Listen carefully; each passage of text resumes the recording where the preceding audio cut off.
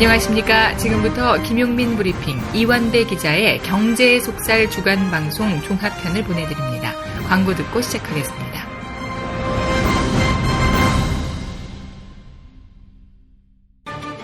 하루에 2번씩은 꼭 간 것 같아요. 속이 굉장히 편해진 것 같아요. 휴지에도 하나도 안 깔끔하게 끝나더라고요. 그만 넣고 싶은데도 계속 나오더라고요. 눈 뜨니까 바로 화장실 가고 싶더라고요. 양은 감당이 안 되더라고요. 너무 많아가지고.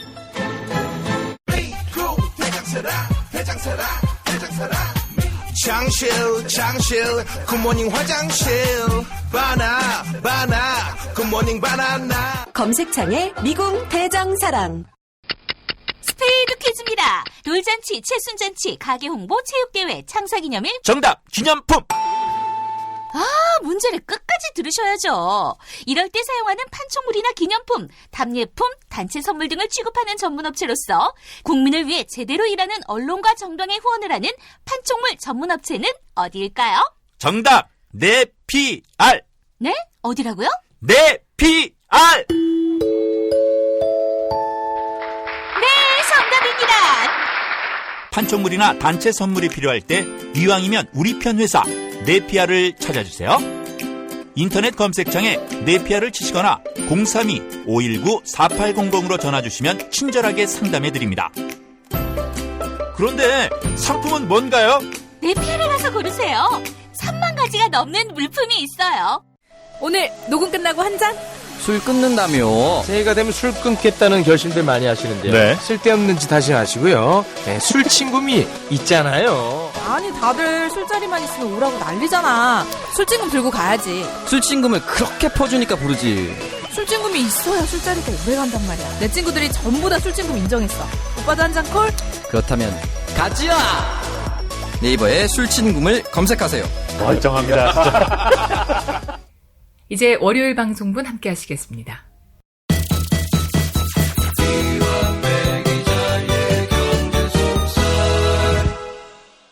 민중의 소리 이완배 기자 함께하겠습니다. 이완배 기자님. 네, 안녕하십니까? 예, 오늘 어떤 이야기 준비하셨습니까? 예, 오늘 월요경제학 시간이죠. 오늘은 폴 메이슨이라는 저널리스트 겸 경제학자의 포스트 자본주의 새로운 시작이라는 책의 내용을 소개해드려 볼까 합니다. 이 책의 내용이 정말 어마어마하게 방대합니다. 그래서 사실은 오늘 말씀드리는 내용도 책 전체는 조금 어려울 것 같고요. 아주 일부분만 겨우 소개를 해드릴 수 있을 것 같습니다. 저자인 폴 메이슨을 잠깐 소개해드리면요. 이 사람은 특이하게도 직업이 경제 기자예요. 저널리스트가 본업입니다. 그리고 겸임 교수로 영국 울퍼햄프터 대학교 국제경영학과에서 학생들을 가르치고 있고요. 이건 부업입니다. 제가 그래서 기자로서 폴 메이슨이 너무 부러운 건, 와, 저널리스트가 이 정도 되는 식견을 가질 수도 있구나. 기자도 이렇게 거대한 학문적 상상을 할 수 있구나 하는 점입니다. 예. 2016년에 거대한 후퇴라는 책이 발간이 됐는데, 이 책은 영국 브렉시트 사태를 보고요. 세계의 지성들이 너무 큰 쇼크를 받아서 왜 이런 현상이 나타나는지를 함께 분석하고 대안을 모색한 책이에요. 그런데 이 책의 공동 저자들이 어마어마합니다. 지금은 또 바우만, 낸시 프레이저, 슬라보의 지젝, 볼프강 슈트렉, 이 한 명 한 명 이름이 다 드림팀급에 속하는 사람들입니다. 그러니까 축구로 따지면 네이마르, 호나우두, 메시, 해리케인 이게 한 팀에 있는 거고요.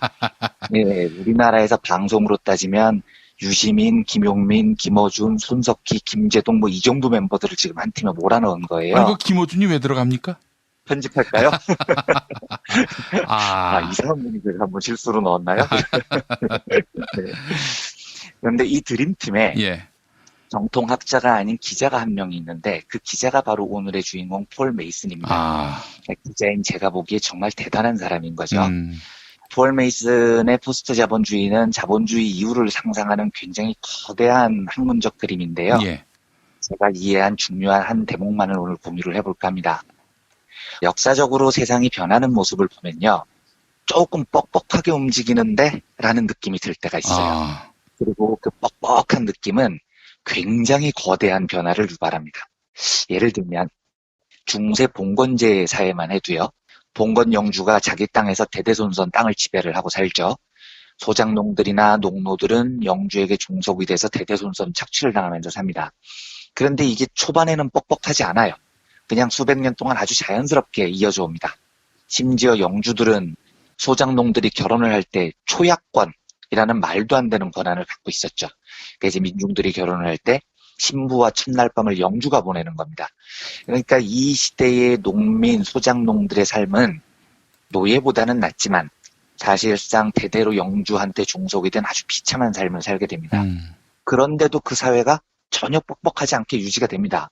영주가 지역 내에서 모든 권한을 대대로 가지는 사회는 그 시절의 상식이었던 거죠. 예. 그런데 어느 시점쯤 되니까 이 중세 봉건제가 어떻게 망하냐면 어느 날부터 당연하다고 생각했던 그 신분제 사회가 뻑뻑해지기 시작하는 겁니다. 그 중요한 계기가 뭐냐면 기술의 발전입니다.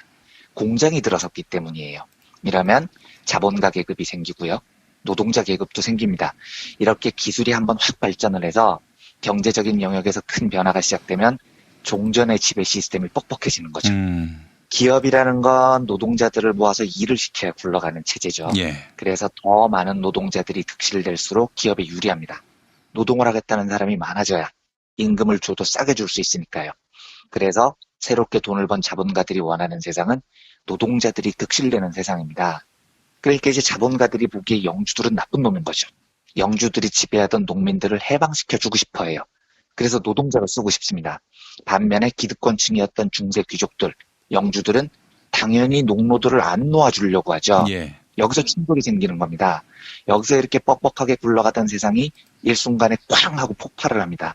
혁명적 상황을 맞이하게 되는 겁니다.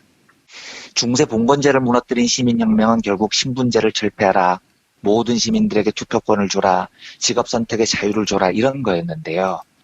이 목소리의 본질은 봉건, 이걸 무너뜨리는 데 있었습니다. 신분제를 철폐를 해야 귀족에 종속됐던 농민들이 자유롭게 도시로 이동을 해서 노동자가 될 수 있으니까요. 모든 시민들에게 투표권을 줘야 왕이 저어하던 세상이 자본이 지배하는 세상으로 바뀔 수 있으니까요. 예. 그래서 투표권이 민중들에게 주어지고 왕 대신 대통령을 뽑는 세상이 되는 거죠. 그렇게 새로 시작된 자본주의도 비슷해요. 자본주의가 시작된 이래 한 100몇 년 정도는 아무 문제 없이 잘 굴러갔습니다. 물론 그 초창기에 노동자들이 굶주리고 병들어서 죽어 나갔지만 자본가들 입장에서는 노동자들이 죽으나 봐나 알 바가 아닌 거죠. 예. 그러니까 자본은 그렇게 200년 동안 잔인하게 띵가띵가 잘 살아온 겁니다. 그런데 언젠가부터 이 자본주의 세상이 띵가띵가하지 않게 돼버린 거예요. 뻑뻑하게 굴러가기 시작하는 겁니다. 왜냐하면 기계화가 너무 빨리 발달을 했어요. 그래서 노동자들을 계속 자본주의가 실업으로 내모는 겁니다. 기계화가 돼야 자본이 돈을 더 많이 버니까요. 그런데 자본이 돈을 더 많이 벌기 위해서 벌이는 그 행동이 계속 확산될수록 노동자들은 계속해서 실업과 빈곤에 내몰립니다. 근데 제가 이제 종종 말씀드리지만 노동자는 곧 소비자이기도 하거든요. 그러니까 노동자가 가난해지면 자본이 만든 물건이 안 팔려요. 여기서부터 이제 뻑뻑해지기 시작하는 겁니다. 이걸 해소하기 위해서 사회주의 혁명을 하자 이런 시도도 있고요. 자본주의 국가에서는 대공황 같은 참사를 막기도 하죠. 그래서 자본주의도 이 엄청난 변화에서 어쩔 수 없이 복지 시스템을 도입을 해서 노동자들에게 최소한의 부를 나눠주는 약속을 하는 겁니다. 세상이 확 바뀌어버리는 거죠. 그러니까 지금 이제 쭉 말씀드렸듯이 세상이 변하는 방식은 새로운 시스템이 들어서면 한동안은 그럭저럭 굴러갑니다. 그러다가 기술이 확 발전해버리면요. 옛 시스템이 그걸 감당을 못해요. 체제 안에서 모순이 생겨버립니다. 그리고 그 모순을 해결하지 못한 상태에서 세상이 뭔가 혁명적인 변화를 맞게 된다는 이야기입니다. 그러면 요 이야기를 지금 우리가 사는 시대에 대입을 해보겠습니다. 우리가 보통 산업사회라고 부르는 사회가 한동안 별 무리 없이 진행돼 왔죠. 산업사회는 전통적인 노동 그리고 기계 이 두 개의 합으로 부가가치를 만든 세상이었어요. 그러니까 공장에서 뭘 만드는 게 세상의 주력이었다는 이야기죠. 그런데 어느 날부터 세상이 좀 뻑뻑해진다는 느낌이 듭니다. 언제부터냐? 정보기술이 비약적으로 발전하고 난 다음부터예요. 인터넷, 모바일 이 세상은 봉건에서 자본주의로 넘어오는 산업혁명 시대 못지않은 혁명적인 기술의 발전이었거든요. 그리고 역사적으로 이런 비약적인 기술의 발전은 반드시 옛 시스템의 붕괴를 일으킵니다. 폴 메이슨도 여기서부터 문제를 제기하기 시작해요. 네트워크 기술이 비약적으로 발전을 했는데 우리가 사는 세상의 자본주의는 과연 이 세상을 감당할 만하냐 이런 거죠. 공장 위주의 산업자본주의와 달리 지식자본주의 시대에 돈을 버는 핵심은 지식에 있습니다. 문제는 이 지식이라는 게요, 한두 명의 머리에서 나오는 천재적인 아이디어가 아니라는 겁니다. 지식의 핵심은 사실 돌아보면 인류 공동체의 공동지식 같은 거거든요. 예를 들어서 우리가 놀랍게 생각하는 알파고만 해도요, 그게 이제 구글이 만들어서 그렇지 그걸 구글의 지식이라고 할 수는 없는 거잖아요. 알파고는 인간이 뒀던 수천만 판의 바둑을 종합을 해서 다음 수를 예측하는 프로그램일 뿐이라고요. 물론 이제 그걸 종합하는 기술은 구글이 만들었지만 그 기술의 기반은 인간이 뒀던 수천만 판의 바둑입니다. 인류 공동의 지식이라는 거죠. 인공지능 의사가 나왔습니다. 얘가 치료를 열나 잘해요. 그런데 그것도 그 인공지능 로봇의 지식이냐 하면 아닌 겁니다. 수천 년 동안 인류가 서로를 치료해온 방식, 다양한 의학적 실험, 이런 것들의 종합입니다. 물론 그걸 종합하는 기술은 로봇 개발 회사의 것이겠지만 궁극적으로 지식의 기반은 인류의 것이라는 거죠. 폴 메이슨이 보기에 뻑뻑함이 여기서 시작되는 겁니다. 이윤 창출의 원천이 새로운 지식이고 돈은 기업이 버는데 그 지식은 사실 우리 모두의 것이라고요. 이걸 기업이 다 가로채는 시스템이 유지가 될 수 있겠느냐라는 게 메이슨의 질문이에요. 예를 들면 우리나라 포털 사이트가 그런 곳입니다. 포털 사이트에서 검색을 하면 나오는 정보가 블로그, 카페, SNS, 지식인 이런 곳에서 쭉 지식이 나오죠. 예. 그런데 그 지식이 누구 거냐는 거죠. 그게 네이버나 다음 겁니까? 아닙니다. 모두 우리 유저들이 만드는 거예요. 유저들이 생산한 지식 정보인데 그걸 종합했다는 이유로 포털이 돈을 싹 쓸어가고 있을 뿐입니다. 이때 자본이 제일 바라는 바는 민중들이 무식했으면 하고 비는 거예요. 우리가 니들 지식을 쏙쏙 빼먹어도 니들은 그냥 멍청하게 SNS에 좋은 정보 올리고 헤헤거리고 좋아했으면 좋겠어. 너희들이 멍청했으면 좋겠어 라는 거죠. 네. 그래야 공동의 지식을 자기들 돈벌이에 사용해도 아무도 시비를 안 걸 테니까요. 근데 여기서 진짜 딜레마가 시작이 됩니다. 만약에 네이버나 다음이 원하는 대로 민중들이 멍청해지면요. 네이버나 다음은 유지가 될 수 있을까요? 그러니까 포털이라는 곳은 인류의 뛰어난 지식 정보를 모아야 그걸로 돈을 버는 곳이에요. 그런데 정보를 올리는 사람이 다 바보가 되면 거기에 올라가는 정보 중에 유익한 정보가 몇 개나 올라가겠습니까? 그러니까 멍청한 사람들만 사는 세상에서는 기업이 지식 정보로 돈을 벌 수가 없다는 겁니다. 예. 팟캐스트를 생각해보면 조금 더 쉬우실 거예요. 예를 들어서 실제로 제가 팟빵이 돈을 얼마나 버는지 전혀 모르고 그냥 하는 얘기입니다. 그런데 팟빵이 돈을 무지하게 많이 버는 회사가 됐다. 이렇게 가정을 해보겠습니다. 왜냐하면 팟빵 안에서 유통되는 방송들의 정보가 매우 훌륭하기 때문에 돈을 많이 벌게 된 거예요. 그런데 팟빵에서 유통되는 정보의 품질이 뛰어날수록 듣는 사람들이 똑똑해져요. 폴 메이슨이 누군지도 알게 되고요. 기업이 지식 정보를 이용해서 돈을 버는 행위가 왜 문제가 있는지도 알게 되죠. 이러면 팟빵 청취자들이 이야기를 하겠죠. 야, 니들은 뭔데 돈을 많이 그렇게 버냐? 원래 그건 우리 모두의 공동지식이야. 그런데 니들이 왜 그걸로 돈을 벌어? 이런 문제 제기를 안 하겠냐고요. 그러니까 제가 팟빵이 돈을 버는 게 나쁘다는 게 아니고 근본적인 딜레마가 있다는 겁니다. 인류 공동의 지식으로 특정 기업이 돈을 벌려고 하면 똑똑한 민중들에게 공격을 받아요. 그렇다고 민중들이 안 똑똑해지기를 바라면요. 팔만한 지식이 안 생깁니다. 그래서 지식기술정보사회에서 제일 큰 문제는 공동의 지식 정보를 특정 자본이 돈벌이에 사용하고 있다. 바로 그 지점부터 시작을 하는 겁니다. 자본이 지식으로 돈을 벌려고 하는 한 이 딜레마에서 영원히 못 벗어난다는 거죠. 폴 메이슨은 이걸 자본주의는 공유된 지식과 함께 존재할 수 없다라고 이야기를 합니다. 메이슨의 주장 한 대목만 읽어보죠. 오늘날의 네트워크는 침묵시킬 수도 해산할 수도 없는 존재다. 물론 권력자들이 페이스북이나 트위터를 폐쇄할 수는 있다. 비상시에 인터넷과 휴대전화 통신망을 마비시켜 모든 경제 활동을 중단할 수도 있다. 하지만 현대인의 생활에서 핵심이 되는 요소들을 모두 제거하고 50년 전처럼 수직적이고 이념지향적이며 대중을 무지한 사회로 돌아갈 수는 없다. 그런 행위는 국가 전체의 플러그를 빼버리는 일과 같다. 이렇게 적습니다. 불가능한 일이라는 겁니다. 그건요. 지식경제 시스템이 유지되기 위해서는 민중들을 무지하게 둘 수 없다는 거고 막을 수도 없다는 거예요. 그렇다면 민중들이 똑똑해져야 되는데 똑똑해질수록 이 잘못된 분배 시스템을 민중들이 두고 보지 않을 거라는 겁니다. 이 모순 때문에 공유의 지식을 사유의 재산으로 이용하는 지금의 자본주의는 유지될 수 없다는 거죠. 사실 그 생각을 해보시면 인류 문명 역사를 보통 한 7,000년 정도라고 하는데요. 이 7,000년 역사 동안 현재 우리 민중들의 지적 수준이 어느 정도 될까요? 이게 제가 장담할 수 있습니다. 인류 문명 7,000년 역사 속에 오늘날 우리가 제일 똑똑할 거예요. 그러니까 청취자 여러분들께서는 정말로 자부심을 가지셔도 되는 게 인류 문명에서 이만큼 똑똑한 사람들이 없었습니다.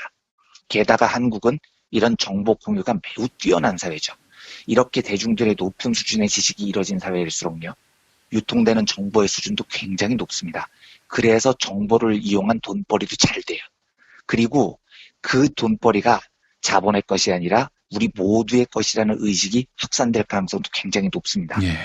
세계가 신자유주의 끝물에서 후퇴를 거듭할 때 우리는 이명박근혜를 극복하고 촛불혁명을 완수했잖아요. 이건 우리 대중들이 지금 현재 사회에서도 세계적으로 얼마나 높은 지적 수준과 정보 공유 능력을 갖고 있느냐를 보여주고 있는 거죠.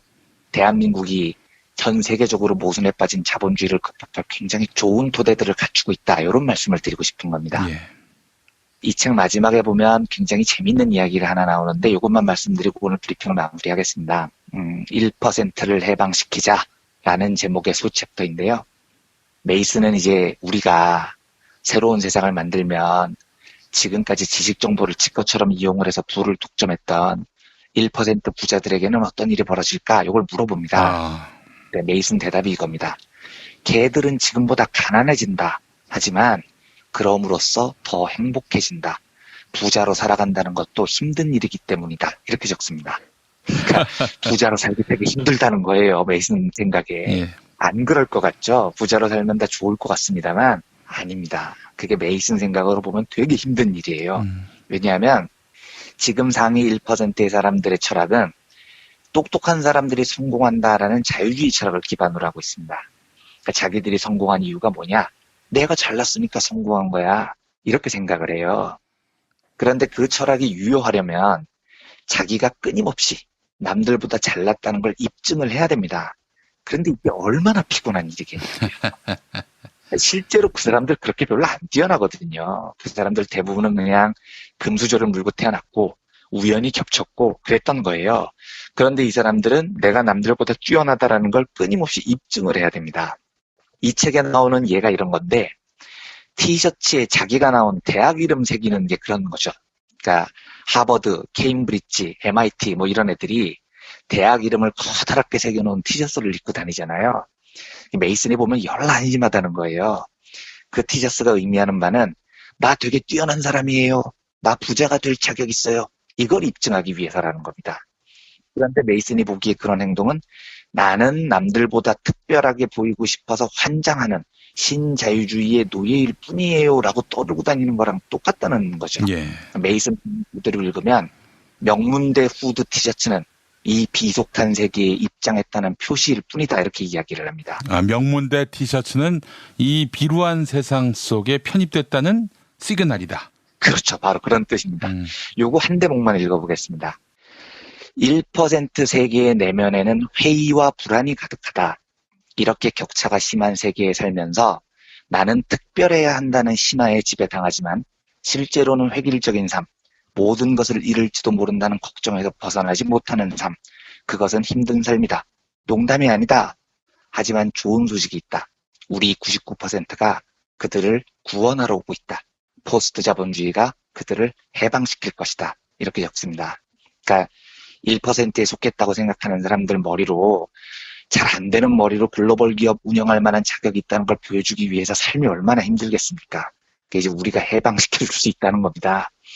기업이 벌어들이는 이익의 원천이 만인의 공유 지식에서 출발한다는 사실을 인정만 하면요. 그걸 만인에게 돌려주기만 하면요. 물론 그 1%는 지금보다는 좀 가난해지겠지만 훨씬 행복해질 거예요. 이재용 씨처럼 괜히 능력에도 안 맞는 스트레스 받을 필요가 없어지는 겁니다. 모두의 지식으로부터 생긴 이윤을 모두에게 돌려주는 사회. 그러니까 똑똑한 민중이 비정상적이고 소수가 지배하는 시스템을 뿌리부터 바꾸는 사회. 요게 아마 폴 메이슨이 그리는 원대한 그림인 것 같아요. 요런 세상에 대한 개념이 우리 스스로에게 정립되면 정립될수록 우리가 이런 세상을 더 꿈꾸는 지식을 누적하면 누적할수록 이런 세상이 더 빨리 올 수 있습니다. 그런 차원에서 오늘은 폴 메이슨이 그리는 포스트 자본주의의 거대한 그림 중 일부를 설명드렸습니다. 세상이 이렇게 급속하게 바뀌는데 그 양상이 거의 물고가 트인 그야말로 엄청난 물이 들어오는 그런 상황으로 비유할 수 있겠네요. 네, 정말로 그렇습니다. 전 세계는 이렇게 변하고 있고 포스트 자본주의, 지식 정보의 사유하냐 공유하냐 이제 이런 것 때문에 세상이 변할 텐데 우리나라의 조중동이나 자유한국당 같은 머리로는 죽어도 이해를 못하는 시스템인 거죠. 이런 것들은요. 알겠습니다. 이완배 기자님 오늘 말씀 잘 들었습니다. 네, 감사합니다. 다이어트는 결국 먹는 게 문제다! 문제긴 하지. 매끼 식단 챙기기도 번거롭고 빼도 금세 다시 찌고. 아직도 몰라? 비타샵 다이어트를 해봐. 안 그래도 궁금했는데 어떻게 뺀 거야? 몇 개월 한 거야? 몸에는 안 나빠? 물어 뭐래. 비타샵 가봐. 같이 해. 1522-6648 혹은 비타샵을 검색해주세요. 제임스 티스푼과 함께 프리미엄 차 전문몰로 새롭게 단장한 전창걸몰에서 전하는 봄 소식. 얼었던 땅을 뚫고 올라온 새싹의 생명력을 전해주는 새싹 땅콩차. 봄날의 새콤함이 느껴지는 이집트 신의 붉은 유혹 히비스커스차. 부드럽고 따뜻한 봄바람과 같은 중국의 명차 보이차. 맑고 편안함을 선사하는 레몬밤차. 겨울에 무거워진 나의 몸을 가볍게 해주는 레몬 마테차까지 즐거운 소식 많은 대한민국의 봄. 새싹 땅콩차와 제임스 티스푼의 크로스오버 티파티에 함께하시죠. 전창걸몰닷컴 전화 070-8635-1288 070-8635-1288. 이제 화요일 방송분 함께 하시겠습니다.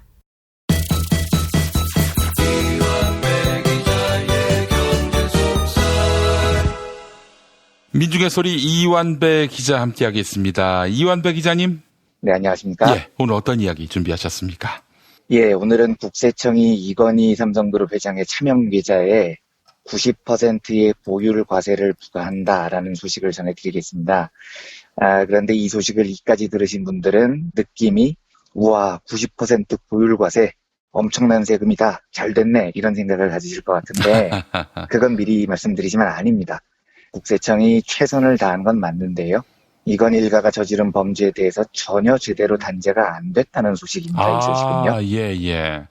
일단 기억이 좀 가물가물하실 수 있으니까 다시 한번 기억을 꺼내보면 이건희 회장의 이 비자금 계좌는 2008년 삼성 비자금 사태 때 발견됐던 계좌입니다. 1199개가 발견이 됐죠. 조준웅 특검이 맡아서 이건희에게 면죄부를 줬던 그 사건입니다. 1199개 계좌에서 모두 4조 5천억 원대의 엄청난 비자금이 저장이 돼 있었습니다. 그런데 당시 조준웅 특검이 이 돈을 어떻게 해석을 하냐면 이건희가 아버지 이병철로부터 물려받은 재산이다 이렇게 결론을 내려요. 이건 왜냐하면 삼성 측 주장이 그랬습니다. 그 비자금은 이건희가 조성한 비자금이 아니고 이병철의 비자금이었다는 거죠. 그리고 단지 물려받았을 뿐이다 뭐 이런 주장이었습니다. 그리고 그 주장을 특검이 그대로 받아들여줍니다. 반면에 당시에 사건을 폭로했던 김용철 변호사 주장은 그 4조 5천억 원은 횡령이었다는 겁니다. 회사 돈을 그냥 이건희 주머니에 넣었다는 거죠. 저는 이 양쪽 말 중에 어느 쪽 말이 더 신빙성이 있다고 생각하느냐. 당연히 김용철 변호사 말이 맞다고 보는 쪽입니다. 왜냐하면 일단 당시 정황이요. 특검이 수사를 제대로 안 해서 그렇지 뭐 고가의 미술품 이야기도 나오고 오만 횡령 증거가 있었어요. 그런데 특검이 그걸 뭉갰을 뿐이거든요. 그리고 저 4조 5천억 원에 육박하는 돈을 삼성이 일관되게 이병철의 비자금이다 이렇게 주장을 했습니다. 그런데 상식적으로 그렇게 말하는 게 이건희한테 유리하지 않거든요. 왜냐하면 상속된 재산이라면 상속세를 내야 됩니다. 최소한 저 돈 중에 2조 원 이상은 국고로 귀속이 돼야 된다고요. 그런데도 삼성이 그걸 상속재산이라고 주장을 했다는 겁니다. 이제 왜 그랬을까 상상을 해봐야 됩니다. 저게 횡령한 돈이기 때문에 그랬다는 게 제 생각이에요. 그러니까 이건희 입장에서는 최악의 경우 상속세 2조 원을 물고 끝을 내야지. 정말 저 돈의 출처가 제대로 밝혀져서 횡령인 게 드러나면 정말 뭐 무기징역감이 되는 거죠. 그러니까 이건희는 2조 원대의 상속세를 무는 한이 있어도 저걸 끝까지 상속이라고 주장을 한 겁니다. 그리고 이 주장을 조준웅 특검이 그대로 받아들여서 저 돈은 횡령이 아니고 상속받은 거다. 이렇게 면죄부를 줍니다. 예. 그런데 더 황당한 건 그래서 이제 저 돈 4조 5천억 원이 이병철의 비자금 계좌라고 삼성의 주장이 받아들여지니까 그 형이었던 이맹희 뭐 이런 사람들이 발끈한 겁니다. 야, 아버지 비자금을 왜 지가 혼자 홀라당 삼켜 나눠 갖자 이렇게 소송을 걸어요. 형제들 사이에서요. 예, 예. 이래서 이때 아마 기억들 많이 나실 텐데 이건희가 기자들 앞에서 형을 그 양반이라고 부르고 뭐 내 얼굴도 못 쳐다봤다 하고 막 막말을 늘어놓던 시기가 바로 요 소송 때입니다. 그런데 웃긴 건 이 소송에서 재판부가 어떻게 판결을 하냐면 4조 5천억 원은 모두 원래부터 이건희 재산이었다. 그러니까 이맹희는 몫이 없다. 이렇게 판결을 내려요. 제가 그 판결을 듣고 잠깐 타임 뭔 소리야. 2008년에 특검은 그걸 상속재산이라면서 면죄부를 줬는데 이제 와서 그게 상속재산이 아니고 이건희 재산이라는 건 뭐야. 그게 이건희 재산이면 어떻게 모았는지를 밝혀내. 횡령이라는 이야기잖아. 라고 외치고 싶었지만 비자금 재판은 이미 끝이 나버렸던 거죠. 그러니까 이 과정은 한국의 사법부가 이건희 일가의 재산 지켜주느라고 재판과 특검 수사를 완전히 고무줄로 개판으로 한 겁니다. 똑같은 사건인데요. 한 바구니에 든 돈인데 이건희가 횡령 혐의를 받으면 상속재산이라고 특검이 보호를 해주고요. 상속재산이니까 나눠 갖자고 그러면은 법원이 상속재산이 아니라고 실드를 쳐줍니다. 이런 개그 콘서트가 벌어졌었던 거죠. 지금 국세청이 과세하겠다고 나선 비자금 계좌가 바로 요 계좌입니다. 그런데 이 돈이 또 한 번 사기극에 휘말려요. 2008년 비자금 사건 당시에 아까도 말씀드렸지만 이건희와 삼성은 일관되게 이게 이병철의 돈이다라고 주장을 했는데요. 상속재산이라는 거죠. 그러면 상식적으로 상속세를 내야 되는 겁니다. 당연히 상속세만 제대로 걷어도 2조 원 넘게 국고에 귀속시킬 수 있었습니다. 그런데 이때 상속세를 못 걷었어요. 한국 사회가요. 왜 안 걷었냐면 공소시효 문제도 있었지만 이건희가 이 돈을 전부 사회에 환원해버리겠다고 약속을 해버린 겁니다. 그러니까 이때 논란이 많았거든요. 저 돈을 공소시효를 어떻게 해석하느냐에 따라서 상속세를 받을 수 있느냐 없느냐 이런 논란을 한참 할 때인데 이건희가 갑자기 그러지 마세요. 제가 그냥 깔끔하게 환원할게요. 이러면서 상속세 문제가 완전히 덮여버린 겁니다. 그러니까 자발적으로 다 내겠다는데 굳이 상속세를 거둘 이유가 없어져 버린 거죠. 그런데 그렇게 약속을 하고 상속세 문제를 피해간 다음에 이건희가 상속세를 냈느냐? 안 냈습니다. 그리고 이 돈을 싹 다 빼갔습니다. 그냥 돈을 들고 튄 거예요. 그러니까 이건 한마디로 말하면 4조 5천억짜리 초대형 대국민 사기극인 거죠. 그런데 이 초대형 사기가 성공을 합니다. 그래서 한국 정부는 2조 원이 넘는 상속세도 못 걷고 이제는 공소시효가 정말 완전히 지나버렸습니다. 그리고 전액을 이 일가가 다 틀고 튀는 모습을 그냥 지켜만 보고 있었던 겁니다. 국세청이 지금은요. 이건희 찾아가 봐야 소용이 없습니다. 이미 들어 누워버렸지 않습니까? 물어볼 수도 없는 거예요. 아프다는데 어떻게 묻겠습니까? 그래서 지금 국세청이 할 수 있는 유일하게 남은 일이 차명 계좌에 대해서는요. 그 계좌에 받았던 이자, 배당, 요 소득에 대해서만 90%의 고율의 과세를 부과할 수 있습니다. 이걸 이번에 국세청이 한 겁니다. 그러니까 전체 4조 5천억 원이 아니고요. 4조 5천억 원에서 받았던 이자와 배당에 대한 과세만 한 겁니다. 그런데 이 이자와 배당이라는 게 얼마 안 돼요. 요즘 워낙 이자율도 낮고요. 배당도 안 주는 회사가 많아서 이자 배당 받은 거 다 조사해서 긁은 다음에 90%의 초고율 관세를 때렸더니 거둘 수 있는 돈이 1,000억 원 정도라는 겁니다. 그러니까 범죄 액수가 4조 5천억 원 이상이고요. 상속세만 제대로 걷었어도 2조 원을 받아내야 되는데 이건희의 초대형 사기가 성공을 하는 바람에 지금 한국 정부는 1,000억 원밖에 못 걷게 됐다는 거죠. 더 황당한 건 2008년 특검 당시에 알려진 비자금이 4조 5천억 원, 비자금 계좌가 1199개라고 말씀을 드렸는데 이후에 국세청이 조사를 해보니까 비자금 계좌 숫자가 더 불어납니다. 그래서 원래 1199개였던 게 지금은 1500개에 육박하고 있어요. 심지어 2008년 조준웅 특검 조사 이후에도 계속해서 삼성과 이건희는 비자금을 만들었습니다. 아. 이게 한 260개 정도 됩니다. 예.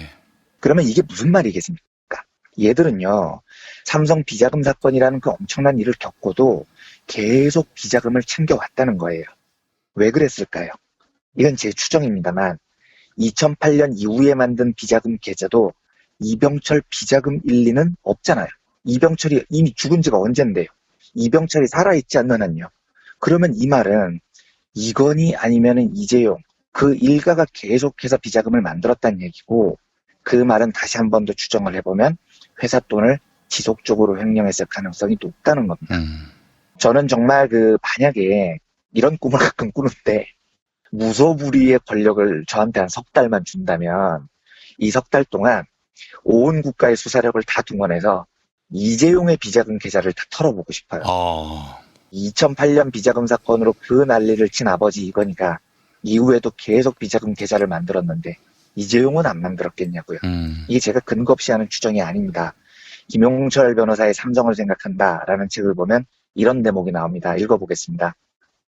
평범한 사람들의 생활을 잘 모른다는 것에 대해 이재용은 안타까워하거나 부끄러워하는 기색이 없었다. 자신에게는 보통 사람들과 다른 기준이 적용돼야 한다는 것을 당연하게 여겼다. 그날 이재용은 비자금이나 차명계좌는 모든 기업이 공공연하게 갖고 있는 것인데 왜 삼성에 대해서만 문제 삼는 것인지 모르겠다며 짜증스러워했다. 이런 대목이 나옵니다. 그러니까 이재용은 비자금 계좌를 당연하게 생각하는 사람이고 왜 자꾸 우리한테 시비를 거느냐면 짜증스러워했다는 사람이라는 겁니다. 그래서 저는 정말로 한번 털어보고 싶어요. 있는지 없는지요. 한 가지만 더 추가하겠습니다. 국세청과 금융감독원이 지속적으로 이건희 일가 비자금을 추적했는데요. 이건희 비자금 계좌가 1,500개 정도에 육박했는데 이걸 어디서 주로 만들었을까요?가 질문입니다. 최근에 금융감독원이 여러 개 비자금 계좌 중에 27개만 집중적으로 조사를 했습니다. 그런데 이 27개 계좌는 신한은행도 있고요. 한국투자증권도 있고요. 미래에셋대우도 있고요. 삼성증권도 있습니다. 당연히 삼성증권에서 비자금 계좌를 만드는 게 제일 편했겠죠. 여러 증권사에 분사를 한다고 해도요.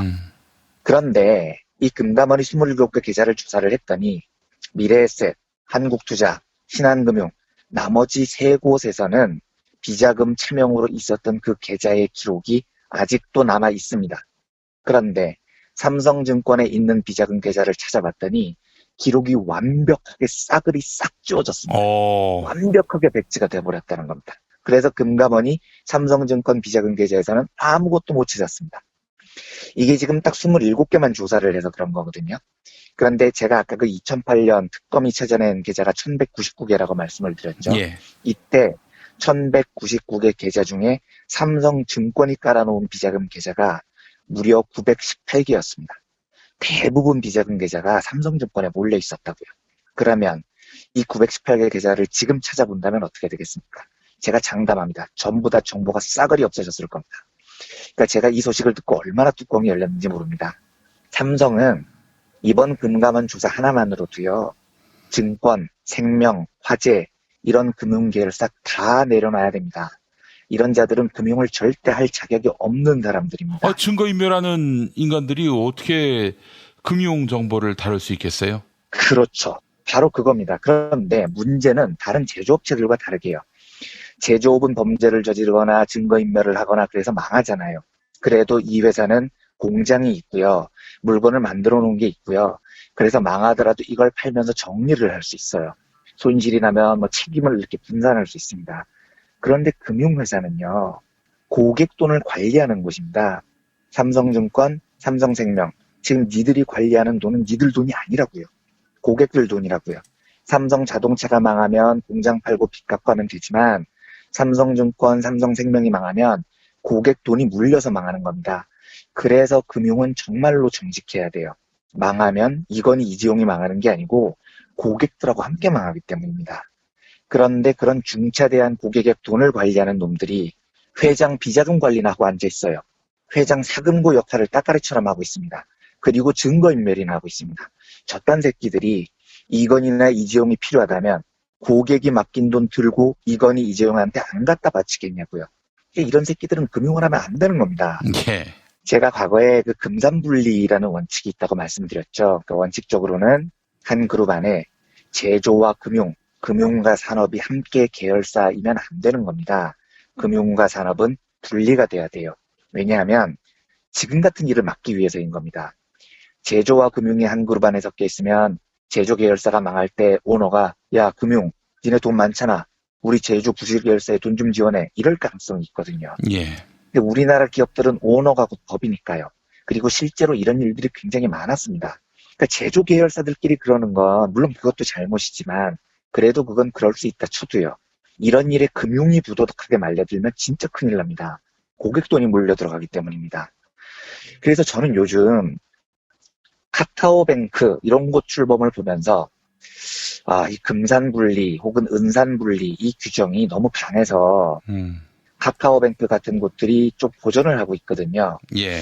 왜냐하면 이제 카카오뱅크도 금융기관이니까 은행의 규모를 좀 키우려면 돈이 있는 제조업체들로부터 투자를 받아야 되는데 일정 금액 이상 투자를 못 받아요. 제조와 금융의 분리 원칙 때문에요. 그래서 이게 카카오뱅크 같은 신규 은행한테는 규제가 돼버리는 거죠. 그래서 카카오뱅크는 금산분리, 은산분리 규제를 좀 완화해달라고 주장을 합니다. 근데 제가 속으로 어떻게 생각하냐면 저는 포털로서 다음 카카오는 높게 평가를 안 합니다. 그리고 뭐 카카오 택시에서 돈 버는 거 굉장히 부정적으로 생각을 해요. 그런데 금융기관으로서 카카오뱅크의 시도는 상당히 높게 평가를 하는 쪽입니다. 예, 그래서 속으로 우리나라 은행들이 워낙 후졌으니까 카카오뱅크 같은 도전이 굉장히 의미 있다고 생각을 해요. 그래서 속으로는 저런 신생금융기관이 좀 도전적인 걸 해보기 위해서는 금산분리, 은산분리 이 규제를 조금 완화하는 것도 괜찮겠다 이런 생각을 해본 적이 있었어요. 그러다가 삼성증권이 저 지랄을 하는 걸 보고 아유 안 되겠다 야. 더 강화하면 강화해야지. 재벌 새끼들이 금융기관 끼고 하는 짓이 이건희 비자금 계좌나 관리하고 있는데 저거 규제 완화했다가는 큰일 나겠다는 생각이 드는 겁니다. 그러니까 제가 무슨 이야기를 하고 싶냐면 재벌이나 재계에서 규제를 완화해달라고 주장을 하잖아요. 저 또한 모든 규제가 다 필요하다고 생각하는 사람이 아닙니다. 때에 따라서 도전적인 산업 발전을 위해서 규제를 완화할 필요도 있다고 생각을 해요. 그런데 왜 못하냐면요. 니네들 때문에 못하는 겁니다. 니네들 때문에요. 재벌들 니들이 저 분당치를 치고 다니기 때문에 그 비도덕한 짓을 하고 다니기 때문에 도저히 규제 완화 이야기를 저도 못 꺼내겠다고요. 이재용이 만약에 저 같은 위치에 있으면 금산분리 규제를 완화하겠습니까? 중간금융지주 도입 찬성하겠어요? 못하겠는 겁니다. 그거 하면 금융계열사가 완벽하게 이재용 지배 아래 들어가게 되는데 지금까지 삼성이 한 짓을 보면 삼성증권이 고작 하는 짓이 이건희 비자금 계좌 800개 만들어주고 그거 관리해주고 자빠져 있는 겁니다. 그리고 증거인멸이나 하고 있고요. 그러다가 삼성증권 망하면 고객돈 수조 원 날라갈 텐데 그걸 누가 책임질 겁니까? 지금 우리나라 산업 규제를 빠른 속도로 완화를 못하는 가장 중요한 이유는 재벌이 부도덕하기 때문입니다. 니들만 조금 도덕적이면 분야에 따라서 규제 완화할 수도 있어요. 그런데 니들이 저지른 저 분탕질 때문에 규제 완화를 못하고 있는 거예요. 그래서 국가 경제의 변화 속도가 느려진다는 겁니다. 재벌들을 지금 상태로 절대 놔둬서는 안 되는 분명한 이유가 여기에 있는 거죠. 국세청은 최선을 다했습니다. 다했는데 5조 원에 육박하는 비자금에서 결국 지금 우리가 거둘 수 있는 돈은 1,000억밖에 안 됐습니다. 그렇지만 이건 뭐 당연히 제대로 된 단계가 아니죠. 요즘 많이 잊혀지고 있지만 연말쯤으로 예상되는 이재용의 대법원 판결이 더 중요한 이유가 여기에 있습니다. 이걸 다시 상기하는 의미에서 오늘은 모처럼 삼성과 이건희 일가의 악행을 좀 되돌아보자는 의미에서 이건희 차명대제에 대한 국세청의 과세 소식을 정리해드렸습니다. 저희가 지금 녹음하는 시각에 들어온 뉴스인데 MB에 대한 구속영장이 청구됐습니다. 그러니까 이 청구가 됐고 아직 떨어진 건 아닌 거죠. 그렇습니다. 그렇죠? 영장실질심사를 거쳐야 하니까요. 근데 뭐 구속 확률은 100%라고 보는 것이 정당할 것 같습니다. 그러나 아직도 이 나라에서 이명박도 박근혜도 감옥 가는 나라에서 이재용에 대한 정량의 심판을 기대하기가 쉽지 않은 그런 나라입니다. 네, 정말 그게 문제인 겁니다. 뭐 더하거나 덜할 것도 없이 제값에만 응징할 수 있다면은 그게 바로 법치주의 국가 아니겠어요? 네, 정상적인 국가로 돌아오는 거죠. 이건희는 뭐 절대 성역이다. 이재용도 그러하다. 이런 인식으로 굳어진 나라를 절대 물려주고 싶지가 않습니다. 네, 그렇습니다. 정말로 이번에 이재용 재판을 통해서 올해 안에 그게 정말 바로 잡혔으면 좋겠습니다. 예, 알겠습니다. 자, 이완배 기자님, 한국 재벌 흑역사. 많은 분들의 사랑을 받아야 할 텐데 아직까지 사랑을 안 하는 사람들이 있어요. 많은 분들의 사랑을 받아서 정말 부끄러워 감사드리고 싶습니다. 예. 자, 아직도 사랑하지 못하는 분들은 대우각성하시고 이번 주 일요일 3월 25일 낮 2시에 서울 충정로 벙커원, 네, 벙커원으로 모이시면 감사하겠습니다. 이완배 기자님과 저의 토크 콘서트가 있을 예정이고 현장에서 한국재벌 흑역사 상권하권 판매 그리고 사인회를 개최하겠습니다. 네, 그날은 제가 김영훈 PD님과 상의를 다시 한번 들어봐야 되겠지만 재벌 흑역사 이런 책 이야기보다도 방송에서 못 드렸던 그 익명으로 못 드렸던 제가 예전에 동아일보에서 있었던 여러 이야기들을 실명으로 말씀을 드리겠습니다. 그러니까 흥미롭게 들으실 수 있는 이야기를 준비를 할 테니 많은 분들이 와주셨으면 좋겠습니다. 예, 알겠습니다. 이완배 기자님 수고하셨고요. 내일 또 뵙도록 하겠습니다. 네, 감사합니다. 최저임금, 꼼수, 불법 신고하세요. 최저임금 올랐다는데 내 월급만 안 올랐네. 신고하세요. 민중당 최저임금 119 운동본부. 상여금을 기본급에 포함시킨다고? 신고하세요. 민중당 최저임금 119 운동본부. 근로시간 줄이기, 식대 기본급에 끼워 넣기. 신고하세요. 070-5118-2119 카카오톡 검색창에 최저임금 119 운동본부를 검색하세요. 최저임금 지키는 민중당. 충남 금산의 넓은 인삼밭. 정성농장을 일군 농부아버지 이정열 씨. 자연은 노력한 만큼 내어준다. 그 자연의 마음을 알기에 정성농장을 더불어 일구는 아들 이성규 씨도 아버지에게 배운 것처럼 정직하고 또 성실하게. 정성농장 홍삼은 인삼 재배부터 가공 판매까지 모두 책임지고 있습니다. 그래서 대한민국 1등 품질을 자부합니다. 검색창에 정성농장 홍삼을 검색해주세요. 정성농장 홍삼. 전화문의는 010-9754-6972. 생활인을 위한 꿀팁. 집 두 채에 월 10,000원 화재보험 카페. 화재 배상, 심지어 도난 피해까지. 여기에 더해 가전제품 고장 수리비까지. 우와, 우리 집 말고 부모님 집까지 두 집에 월 10,000원이라고요? 식당, 노래방, 임용실 같은 상가와 숙박업소, 사무실, 공장, 창고, 목조주택까지 모든 업종의 화재보험과 배상 책임보험도 상담해드립니다. 02849-9730. 연중 무휴라 언제든 02849-9730. 이제 수요일 방송분 함께 하시겠습니다.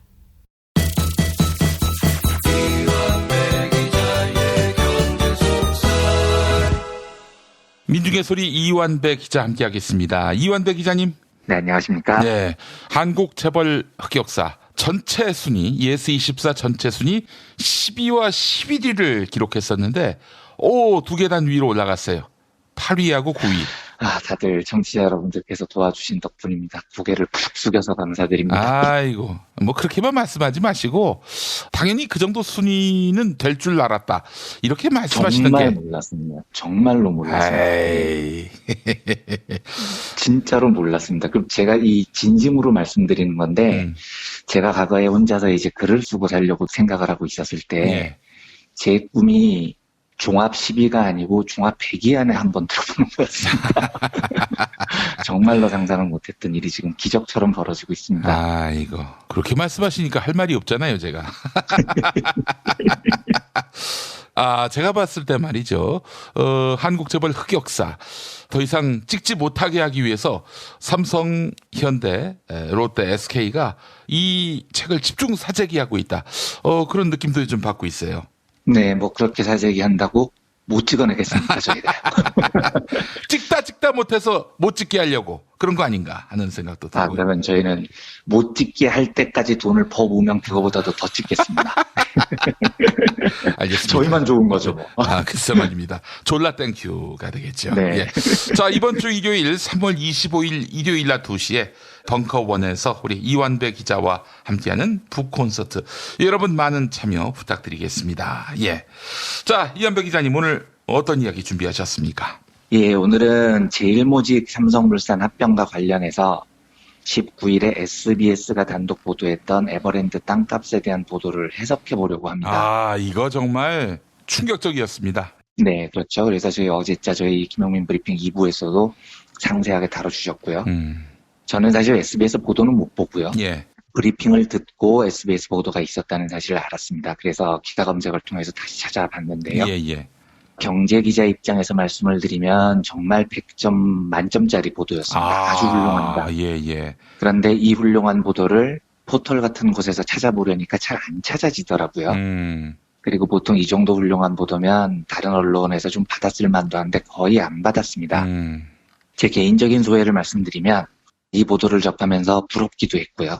좀 행복하기도 했습니다. 일단 확실히 공중파 탐사보도팀이 제대로 돌아가니까 언론이 권력을 견제한다는 이 본질적 사명이 확실히 다이나믹해진 것 같아요. 요즘은 MBC가 제일 앞장서고 있고 SBS도 굉장히 잘하고 있고요. 네. 이 두 공중파의 탐사보도가 굉장히 훌륭합니다. KBS는 조금 시간이 더 걸릴 것 같지만 만약에 KBS까지 가세를 하면 9년 동안 망가졌던 언론 생태계가 상당히 회복될 것 같다는 기대가 있습니다. 예. 왜냐하면 제 경험상 이 정도 보도가 나오려면요. 엄청나게 많은 인력이 굉장히 공을 들이고 또 엄청난 실패를 감수해야 됩니다. 제가 뒤에 자세히 소개해드리겠지만 우선 이 보도는 재무제표를 정확하게 볼 수 있는 기자가 수년간의 제일모직, 삼성물산 등등 여러 회사의 재무제표를 아주 꼼꼼하게 살필 수가 있어야 됩니다. 예. 그런데 이게 왜 일반 신문사에서 잘 안 되냐면 그 정도 인력이 없어요. 그리고 서로 인력이 있더라도요. 신문사들은 규모가 작기 때문에 뭘 파고 있으면 기사가 나와야 됩니다. 석 달 고생했는데 기사가 안 나오면 욕을 바가지로 먹죠. 또 실제로 신문사에서는 탐사보도팀이 있기는 있는데 있는 곳도 있고 없는 곳도 있지만요. 아무도 거기를 가기를 원하지 않아요. 정치부, 경제부, 사회부가 메인이어서 탐사보도팀에서 뒹굴고 있는 걸 약간 인사상으로 물을 먹었다고 생각을 합니다. 네. 그런데 이게 되는 곳이 공중파 방송사입니다. 실력이 뛰어난 인력들에게 충분한 시간을 줄 여력이 있는 곳이죠. 그래서 공중파에서 탐사보도는 제가 알기로 꽤 각광받는 부서이기도 합니다. 이명박근혜 시절에 왜 방송장악하면서 탐사보도 프로그램부터 자꾸 없애려고 했잖아요. 그랬죠. 그 이유도 아마 그런 거였을 겁니다. 네, 실력 있는 사람들이 작심해서 몇 개월을 파헤치면 굉장히 많은 게 드러나니까 이게 굉장히 무서웠던 거죠. 예. 오늘 브리핑에서 드리는 이야기는 그래서 19일에 무려 7곡지로 방송된 SBS 보도에 대한 헌정 브리핑 같은 겁니다. 경제기자 입장에서 들어보니 와 이걸 어떻게 해냈냐. 재무제표를 어떻게 저렇게 꼼꼼히 봤냐. 증권사 보고서는 몇 개를 들춰본 거냐. 무엇보다도 저걸 본다고 기사가 나온다는 보장이 없었는데 목적의식을 가지고 저걸 끈질기게 해낸 그 패기와 끈질김이 정말 대단해 보이더라고요. 예. 아주 훌륭한 보도였습니다. 그리고 누군가가 이걸 한번 들여다보겠습니다라고 보고를 했을 때 리더가 오케이 아무것도 안 나와도 괜찮으니까 한번 세게 파봐 하고 충분한 시간을 부여했다는 점도 저는 굉장히 훌륭해 보입니다. 예. 이 훌륭한 보도가 포털 등에서 묻혀버리고 있는데 경제기자의 한 명으로서 감사, 찬사 이런 마음을 담아서 제가 이 보도를 받아서 해석을 해보려고 합니다. 예. 과거 방송에서도 여러 번 말씀드렸지만요. 복습을 한번 해보죠. 예. 이재용의 3세 승계에서 제일 문제가 됐던 건 이겁니다. 당시 이재용은 사실상 삼성그룹 대부분을 이미 장악을 하고 있었어요. 오만 편법을 다 동원해서요. 그런데 유일하게 남은 게 삼성전자를 지배하지 못하고 있었다는 거죠. 그런데 삼성전자를 지배를 못하면 그건 삼성그룹을 지배하는 게 아니죠. 삼성전자가 삼성그룹의 거의 모든 것이니까요. 문제는 이재용이 삼성전자 지배력을 높이려면 주식을 사야 된다는 겁니다. 그런데 삼성전자 시가총액이 무려 한 300조 원 정도 됩니다. 네. 1% 주식을 사려고 해도 3조 원이 들어요. 이재용에게는 이 돈도 없고요. 그 정도 돈을 쓸 생각도 없었던 겁니다. 그러니까 이재용의 목적은 돈 한 푼도 안 들이고 어떻게 하면 삼성전자 주식을 더 많이 확보할 수 있느냐. 요게 이제 관심사였다는 거죠. 그런데 주변을 돌아보니까 엉뚱하게도 삼성물산, 그러니까 옛날 삼성물산을 말씀드리는 겁니다. 삼성물산이라는 이상한 회사가 이유는 잘 알 수 없는데 삼성전자 주식을 4% 넘게 들고 있더라는 겁니다. 우와, 이재용 입장에서는 저 4%를 너무 갖고 싶은 겁니다. 이 4%가 별게 아닌 게 아닌 게요. 아까 말씀드렸지만 삼성전자 지분 1%만 해도 3조 원입니다. 4%를 사려면 이게 12조 원짜리예요. 이재용 전 재산이 9조밖에 안 되는데 전 재산보다도 많죠. 저 4%를 공짜로 삼킬 수만 있다면 너무너무 좋겠다. 이게 이제 이재용의 상상력이었습니다. 그래서 당시 이재용이 확고하게 보유하고 있었던 제일모직이라는 회사. 이 회사는 무조건 이재용의 소유였거든요. 이 제일모직과 삼성물산을 합쳐버리면 되지 않느냐, 이런 황당한 발상이 나온 겁니다. 두 회사를 하나로 합치면 삼성물산이 들고 있던 무려 12조 원짜리 삼성전자 주식 4%를 제일모직 소유로 옮겨올 수 있다는 거죠. 제일모직은 어차피 이재용 회사니까요. 그 4% 주식이 이재용의 것이 된다. 뭐 이런 시나리오였던 겁니다. 제가 정영식 판사의 2심 판결에 제일 동의할 수 없는 게 이겁니다. 정영식은 이재용의 3세 승계라는 실체가 없었다라고 판결을 내렸잖아요. 그런데 3세 승계라는 실체가 없었다면 이 이상한 합병을 왜 했냐는 거죠. 이게 이제 제가 지금까지 자주 말씀드렸던 의심이었습니다. 근데 여기서 한 가지 더 이해를 해야 될 게 이겁니다. 두 회사가 합병을 한다고 했을 때요. 저하고 이재용하고 합병을 한다고 생각을 해보죠. 그런데 이재용은 합병을 할 때 500만 원짜리 기계를 내놓고요. 이완배는 500만 원짜리 사무실을 내놨어요. 이 상태에서 합병을 합니다. 그러면 합병한 회사의 주인이 누구냐? 당연히 500만 원씩 냈으니까 50대 50 공동주인이 되는 겁니다. 그런데 만약에 이재용이 대장이고요. 이완배가 딱깔이라면 이재용이 이렇게 말하는 거죠. 야, 내가 합병회사의 큰 주인이 되고 싶거든? 그러니까 50대 50으로 합병하지 말자. 계산을 다르게 하자. 내 기계는 사실 500만 원 주고 샀지만 인공지능이 탑재돼 있어. 그래서 사람 말을 알아들어. 그러니까 500이 아니고 900으로 쳐줘. 이렇게 주장을 합니다. 그리고 완배 네가 갖고 있는 사무실은 비록 500에 샀지만 곧 무너진다고 뻥을 치자. 응? 물도 새고 쥐도 나온다고 뻥을 치자. 그래서 이건 도저히 500에 못 쳐주니까 100만 쳐주겠다고 속이자. 이렇게 제안을 하는 겁니다. 두 사람이 대등한 관계라면 완배는 절대로 저 주장을 받아들일 리가 없죠. 뭔 소리야, 미친놈아. 내가 산 500만 원짜리 사무실을 왜 100만 원짜리로 깎고 지랄이야. 야, 그리고 네 기계가 인공지능이라는 게 말이 돼? 합병 안 해. 이래야 되는 겁니다.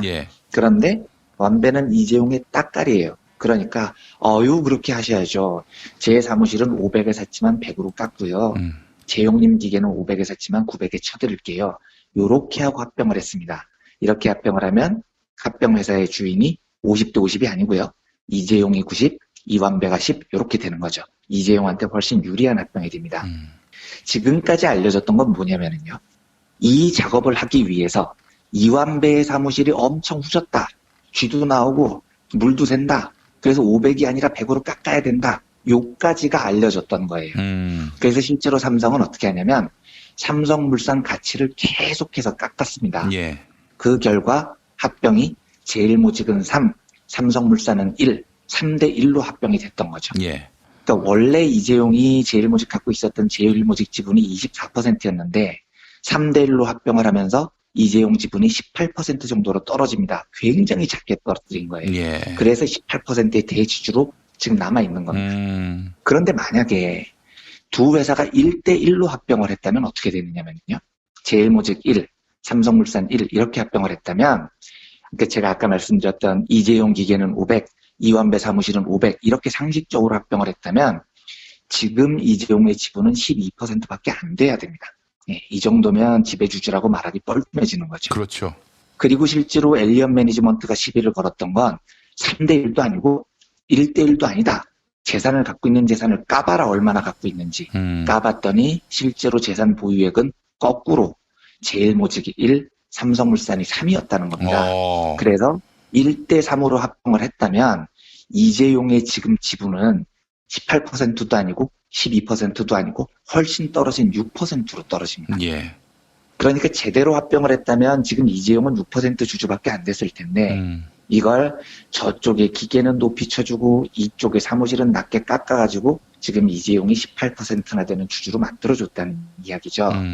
그런데 지금까지 알려진 사실은 뭐였냐면 삼성물산을 깎은 것까지만 알려졌습니다. 아우, 삼성물산 저 사무실은 쥐도 나오고 물도 새고 그러니까 500만 원짜리가 아니고 100만 원짜리예요. 요까지만 나왔습니다. 요까지는 실제로 사법부 판결도 그렇게 돼 있습니다. 2016년 5월에요. 서울고법이 판결을 이렇게 내립니다. 삼성물산이 이 합병을 할 때 주가를 조작했다는 의심이 든다. 이게 공식적인 판결 내용이에요. 회사 가치를 깎으려고 주가를 엄청나게 인위적으로 낮췄다는 겁니다. 당시 재판부 판결을 읽어보겠습니다. 제일모직 주가가 높게, 삼성물산 주가가 낮게 형성돼야 이건희 회장과 이재용 삼성전자 부회장 등 지배 주주 일가에게 이익이 되는 상황에서 삼성물산이 건설 수주에 지나치게 소극적으로 나서는 등 주가를 의도적으로 낮췄다고 의심하는데 합리적인 이유가 있다. 이게 판결문입니다. 이게 무슨 말이냐면 삼성물산이 스스로 자기 가치를 깎으려고 건설을 수주를 일부러 안 했다는 겁니다. 예. 실제로 이때 박근혜 정부 때 부동산 경기를 부추긴다면서 GDP 수치 높이려고 엄청나게 관급 공사를 많이 풀었었습니다. 예. 이 관급 공사들은 그냥 대형 건설사들이 신청만 하면 나눠 먹는 거였습니다. 어허. 그런데 진짜 웃긴 게 삼성물산이 신청을 안 합니다. 예. 신청만 하면은 수주할 수 있었는데요. 예. 이게 왜냐면 이재용한테 싸게 먹히기 위해서 삼성물산 나 나쁜 회사야. 나 형편없는 회사야. 내 가격 깎아줘. 이렇게 하기 위해서 의도적으로 건설 수주를 하지 않았다는 겁니다. 이게 고법 판결문에 나와 있어요. 자, 근데 요까지는 이제 밝혀졌는데요. 여기서 좋은 기자라면 합리적인 의심을 해봐야 됩니다. 예. 어라, 지금까지 삼성이 한 짓을 보면 삼성물산에 대해서 아유, 우리 사무실에 쥐도 나오고요. 비도 새고요. 그래서 우리 가격 깎아주세요. 이걸 하기 위해서 삼성이 엄청나게 애를 썼다는 건데, 그렇다면 이재용이 소유한 기계를, 요 기계는 인공지능이고요. 사람 말도 알아듣고요. 이래서 이건 엄청 비싼 거예요. 라고 가격을 뻥튀기 하려는 시도는 없었을까? 그것도 당연히 하지 않았을까?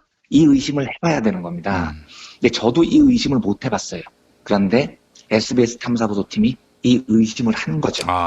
삼성물산이 형편없는 회사라는 걸 강조하기 위해서 실적도 조작하고 막 했다면, 거꾸로 제일모직이 좋은 회사라는 걸 강조하기 위해서도 능히 삼성은 뭔가를 조작할 놈들이라는 합리적인 의심이 있었던 겁니다. 예. 그래서 탐사보도팀이 합병 전후 때 과연 제일모직을 뻥튀기 하기 위해서 무슨 시도를 했는지를 쭉 점검을 한 겁니다. 그랬더니 뭐가 나왔느냐. 제일모직이 용인에 땅을 많이 갖고 있거든요. 제일모직이 에버랜드를 가지고 있으니까요. 그런데 이 용인의 땅값이 합병 직전에 갑자기 확 올라버렸다는 거예요. 정부가 정해주는 공시지가가 원래는 2014년까지 제곱미터당 한 8만 원 정도였는데 이게 그냥 고해만 8만 원이었던 게 아니고 굉장히 오랫동안 8만 원대였습니다. 그런데 합병 직전인 2015년에 공시지가가 갑자기 최대 40만 원까지 급등했습니다. 1년 만에요. 한꺼번에 공시지가가 5배가 오르는 경우는 절대 없거든요. 그런데 이런 이상한 일이 있다는 사실을 합리적인 의심을 통해서 SBS 탐사보도팀이 발견을 해낸 겁니다. 예. 공시지가가 갑자기 확 오르니까요. 제일모직은 야, 나 사실은 땅 부자였어. 내가 갖고 있는 재산이 엄청나게 많아. 그러니까 내 기계가 인공지능이야. 라고 주장할 근거가 생겼죠. 또 한 가지요. 보통 공시지가가 올랐다는 건 제일모직이 갖고 있는 부동산 가치가 확 올랐다는 건데 예. 요게 주가하고는 직접적으로 연결이 잘 안 되는 경우가 많아요. 왜냐하면 보통 주식 투자자들은 어떻게 생각하냐면 아휴, 공시지가가 변화하건 말건 어차피 그 회사가 갖고 있는 땅은 다 시가로 우리가 가치를 다 평가했어. 그러니까 이미 주가에 다 반영이 돼 있어. 이렇게 보는 겁니다. 그래서 공시지가 변화는 주가에 그다지 크게 영향을 못 미칩니다. 그러면 이때 필요한 건 뭐냐? 바람잡이들이 필요한 겁니다. 옆에서 이제 바람을 잡아주는 거죠. 아니에요. 이번에 공시지가 오른 건 완전히 다른 문제예요. 이건 그냥 오른 게 아니고요. 무려 5배나 오른 거예요. 그리고 이게 이유가 있어요. 여기에 엄청난 개발 호재가 있기 때문에 오른 거라고요. 하고 누군가가 바람을 잡아줘야 주가가 오릅니다. 예. SBS 보도가 이것 때문에 그 당시에 나왔던 증권사 보고서들을 다 훑어봅니다. 그랬더니 증권사들이 이 바람잡이 역할을 했다는 거죠. 딱 한 군데 빼고. 그렇죠. 하나투자증권만 빼고 나머지 모든 증권사들이 이 바람잡이 역할을 했습니다. 한 증권사 보고서가 이렇게 돼 있습니다. 용인 에버랜드 땅 229만 평 부동산 가치를 재평가할 필요가 있다. 토지 용도가 변경된다면 최대 3조 2천억 원의 가치가 있다. 이렇게 수치를 제시하는 보고서를 바람잡이로 내놓습니다. 예. 이후에 다른 증권사들도 에버랜드 땅 가치가 3에서 4조 원 된다는 장밋빛 보고서를 막 쏟아내죠. 이렇게 옆에서 바람을 잡아주니까 실제로 합병이 되기 직전까지 제일모직 주가가 엄청나게 오릅니다. 그리고 삼성물산 주가는 계속해서 떨어지죠. 이래서 이재용이 내 기계는 인공지능 탑재 기계야. 그리고 이완배의 사무실은 물 새고 쥐나오는 사무실이야. 요 전술이 성공을 한 겁니다. 예. 지금 요 과정을 보면 이 제일모직 띄우기에 정말로 많은 사람들이 연루가 돼 있습니다. 일단 공시지가를 선정하는 곳에 연루돼 있겠죠. 한국감정원은 물론이고 부동산가격 공시위원, 국토교통부 관계 공무원들 다 연루가 돼 있습니다. 도대체 오랫동안 8만 원에 머물러 있던 제일모직 공시지가가 하필이면 합병 직전에 40만 원으로 5배까지 튄 이유를 이 사람들은 설명을 해야 됩니다. 그런데 다들 이렇게 답을 합니다. 우연히 그랬다는 거예요. 우연히. 하필이면 그때요. 증권사들도 설명을 해야 됩니다. 당시 조금 전에 김용민 PD님께서 이야기해 주셨듯이 합병에 대해서 유일하게 반대 의견을 냈던 그 주진영 대표가 이끌던 하나투자증권이요. 그곳 리서치 센터장의 SBS 보도팀에 이렇게 이야기를 해요. 금융기관들에게는 삼성그룹이 최대 고객입니다. 삼성 의견에 따라줘야 되는 상황에서 에버랜드의 땅의 가치를 부풀려야 되겠습니까? 줄여야 되겠습니까? 어떤 방식으로든 부풀리는 방식을 찾아내야지만 가까스로 그 가치를 맞출까 말까인데 이렇게 언급을 합니다. 이 말은 제일모직을 뻥튀기 하는데 한 곳 뺀 모든 증권사들도 바람잡이로 연루가 됐다는 겁니다. 그런데 이유를 물어보면 삼성과 모든 증권사들은 이조차도 다 우연이었다고 주장을 합니다. 하지만 들으신 소감이 어떠십니까? 제가 보기에 이 모든 게 우연이었을 확률은 이명박이 정직한 사람일 확률보다도 훨씬 더 낮아 보여요. 거의 불가능한 일이라는 거죠. 저는 안타깝게도 이걸 가지고 누구를 처벌하기는 쉽지 않을 거라고 보여져요. 왜냐하면 공시지가를 낮추는 거는 범죄일 확률이 높죠. 공시지가를 기반으로 세금을 거두니까요. 그래서 일부러 공무원들한테 로비를 해서 공시지가를 낮추고 내가 세금 덜 내게 하겠다. 뭐 이러면은 이건 이제 범죄가 됩니다. 그런데 이번 일은 제일모직을 뻥튀기 하는 일이었기 때문에 공시지가를 높이려고 한 일이에요. 근데 저렇게 공시지가가 높아지면 제일모직이 내는 세금도 늘어나죠. 하지만 그래도 저걸 뻥튀기를 해야 합병할 때 이재용 지분이 3조 원 이상 늘어나니까 저짓을 한 겁니다. 그래서 공시지가를 높인 걸 가지고 처벌하기는 일단 쉽지가 않아요. 국가 입장에서는 세금을 더 거둘 수 있으니까. 근데 제가 여기서 꼭 드리고 싶은 이야기는 이겁니다. 이제 대법원이 판결을 할 텐데요. 진짜 이걸 좀 잘 보시라고 조언을 해드리고 싶습니다. 세상에 어떤 기업이 세금을 더 내겠다고 공시지가를 뻥튀기 하는데 항의 한마디 하지 않고 이걸 좋아하고 앉아있겠습니까? 이 짓을 하는 이유는 딱 하나라고요. 합병을 할 때 이재용한테 유리하게 만들기 위해서입니다. 이 말은 정영식이 2심에서 늘어났던 개소리, 삼재승계의 실체가 없다. 이 소리가 완벽한 헛소리라는 겁니다. 이걸 대법원이 엎어줘야 됩니다. 두 눈을 뜨고, 똑바로 뜰 필요도 없고요. 이건 뭐 개슴츠레하게만 떠도 대충 한눈으로 봐도 보이는 겁니다. 제일모직과 삼성물산, 놀이동산과 건설회사의 합병, 그리고 이 비정상적인 발상. 삼성물산은 일부러 건설 수주를 안 해서 주가를 떨어뜨리고, 이건 고법이 인정을 한 겁니다. 제일모직은 세금을 더 내면서까지 공시지가를 5배로 뻥튀기 하는 이 비정상적인 현실은 3대 승계라는 과정이 없으면 도저히 설명이 안 되는 과정이라는 거죠. SBS 이 보도로 저는 누군가가 구속되고 그럴 것 같지는 않지만 이 보도는 삼성의 3세 승계라는 게 실체적으로 존재했다는 것을 증명하는 굉장히 중요한 정황 증거라고 저는 생각을 합니다. 이 훌륭한 보도가 부디 대법원 재판 때 저는 큰 참고가 됐으면 합니다. 다시 한번 그리고 경제기자로서 아주 멋진 탐사 보도를 한 SBS 탐사보도팀에 경의를 보냅니다. 큰 박수와 응원을 보내면서요. 그 취지에서 오늘 SBS의 단독 보도를 다시 한번 살펴보는 시간을 가졌습니다. 예, 이완배 기자님 오늘 말씀 잘 들었습니다. 네, 감사합니다. 야, 너 홍어 판다 그랬지? 팔지. 근데 홍어가 진짜 그렇게 몸에 좋아? 아니 끝내준다니까. 우리 엄마 관절염인데? 홍어. 나 숙취는? 홍어. 마누라 다이어트는? 홍어. 큰 이모 변비? 홍어. 작은 형 소화불량은? 홍어. 여동생 피부? 홍어. 큰 누나 주름? 홍어. 명절 때 선물은? 홍어라니까. 근데 비싸지? 별나 싸고 열나 맛있는 홍어가 있다니까. 어디? 알싸한 홍어. 1599-6456.com 혹은 1599-6456 전화 주문도 가능합니다. 골반 잡자 바로 잡자 바디로직, 허리 통증 바로 잡자 바디로직, 몸매 교정 바로 잡자 바디로직, 자세가 좋아지는 골반 교정 타이즈 바디로직. 검색창에 골반 교정 바디로직. 삐딱한 남성 골반 허리에도 역시 바디로직입니다. 바디로직의 효과를 못 느끼셨다면 100% 환불해드립니다. 자세한 환불 조건은 홈페이지를 참조하세요. 이제 목요일 방송분 함께 하시겠습니다.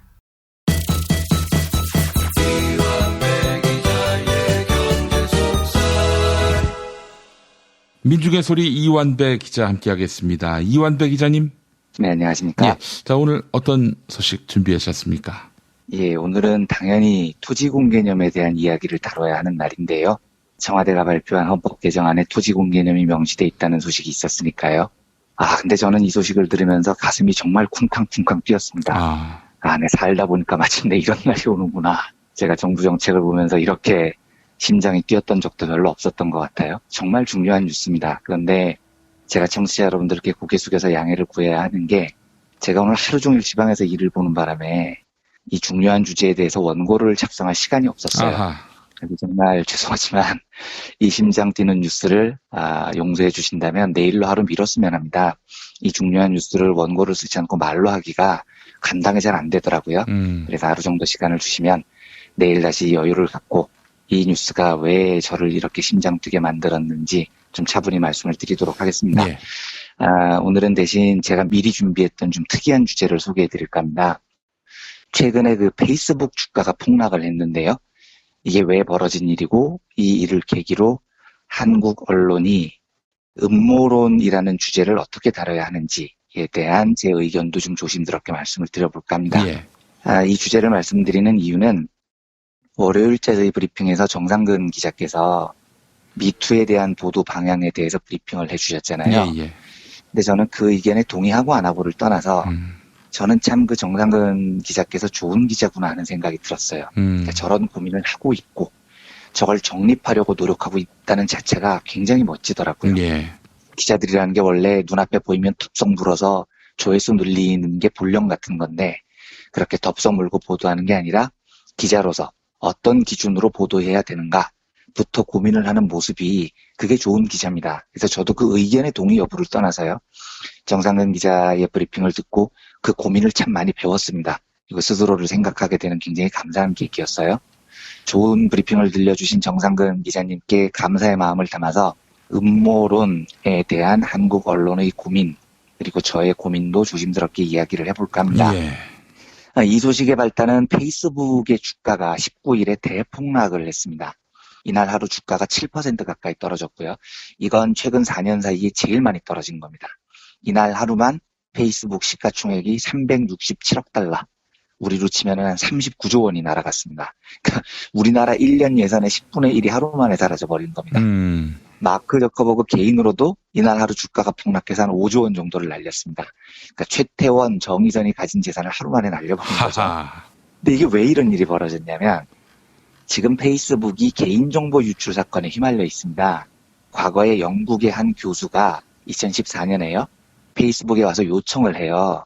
야, 내가 성격을 검사하는 애플리케이션을 하나 만들었는데 요거 페이스북을 통해서 좀 뿌려줘. 요 되게 재밌다? 내가 요 앱 뿌려주면 대가를 지불할게. 이런 제안을 했었어요. 실제로 우리가 페북을 하다 보면 굉장히 다양한 그 성격 분석 앱 같은 게 있잖아요. 그런 걸 뿌려달라고 한 건데, 이 성격 분석 앱이 사실은 정치적인 성향을 분석하는 앱이었던 겁니다. 우리도 이런 걸 가끔 보죠. 내가 진보냐 보수냐 이런 걸 평가하는 앱이 꽤 있잖아요. 그런데 이 앱이 사람들의 정치적인 성향을 굉장히 잘 분석하는 앱이었던 모양이에요. 그래서 이 앱이 삽시간에 퍼졌고, 이 애플리케이션을 통해서 미국 유권자 5천만 명의 정치적인 성향이 수집이 됐습니다. 문제는 그 영국 교수요, 코넌이라는 사람인데 이 수집된 5천만 명의 정치 성향 정보를 트럼프 캠프에 넘겨버렸습니다. 정확하게 말하면 캠브리지 애널리티카라는 회사가 있는데 이 회사가 트럼프 캠프의 여론조사를 담당하는 곳이었습니다.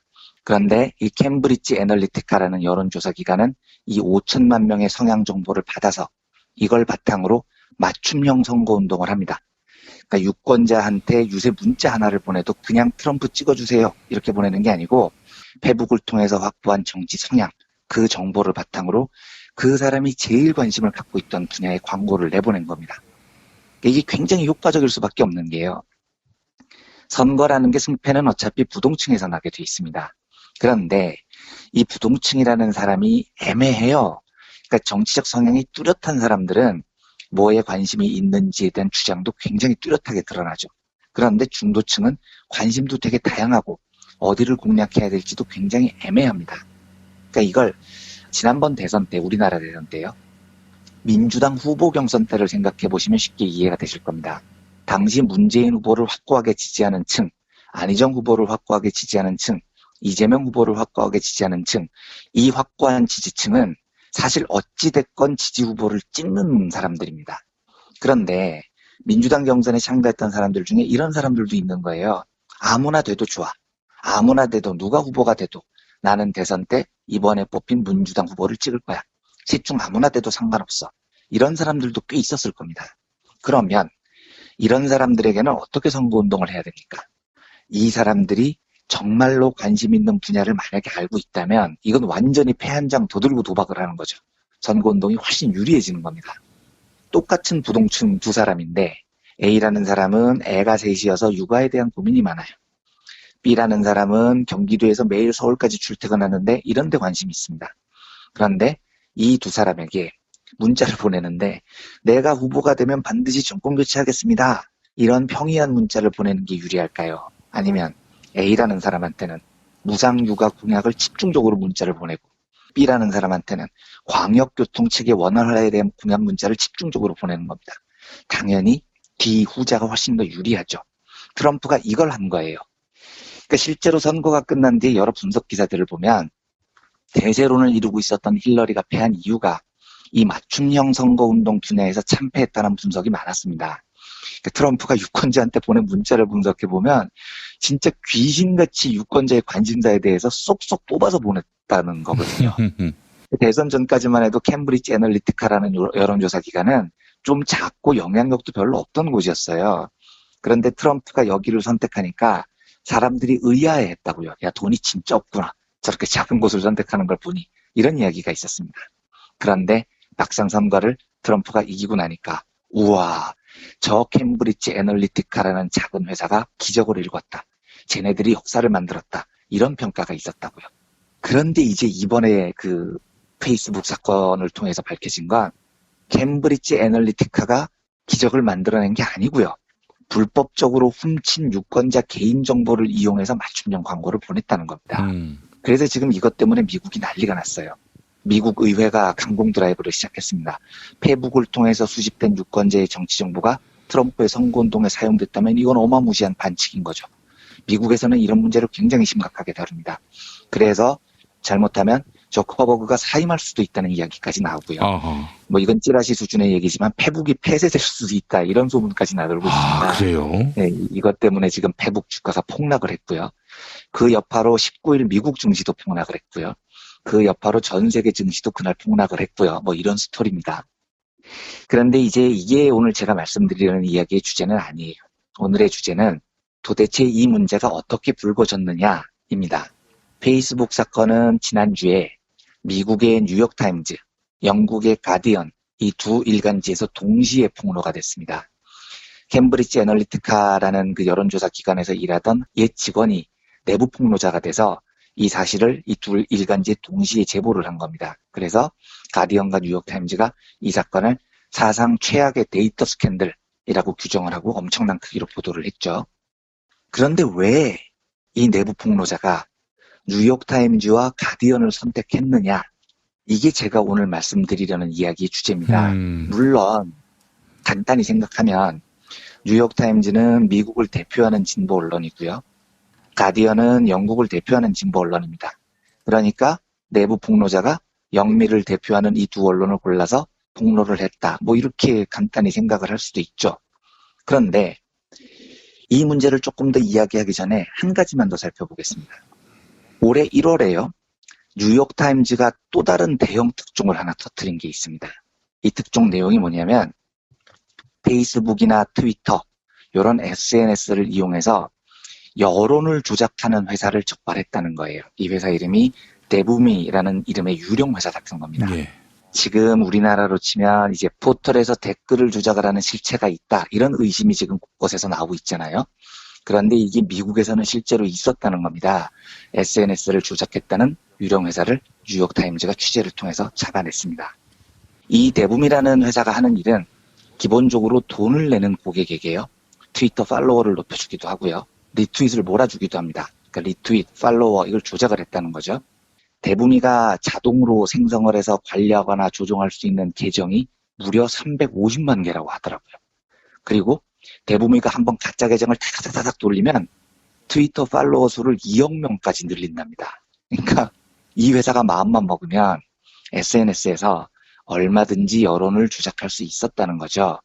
물론 지금은 데붐이 측에서는 부인을 하고 있지만 뉴욕타임즈가 엄청난 탐사보도팀을 불려서 사업장부 뒤지고 법원 기록 뒤지고 엄청난 탐사 취재를 계속해서 20만 명이 넘는 고객들이 데부미의 고객이었다는 것을 확인을 합니다.